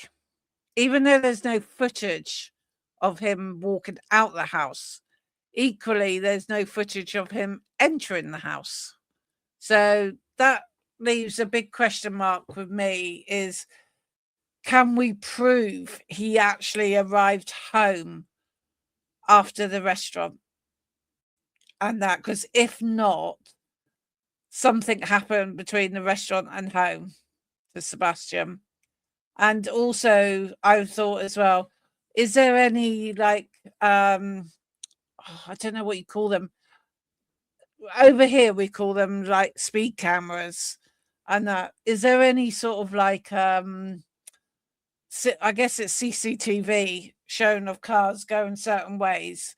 Would the route home from that restaurant, would there have been a CCTV that caught her car and possibly show Sebastian sitting in the front, or maybe shown it was only her in the car? And the next one you got asked was there an accident that, you know, and it somehow escaped the detection? Did she have an accident with him on the way home?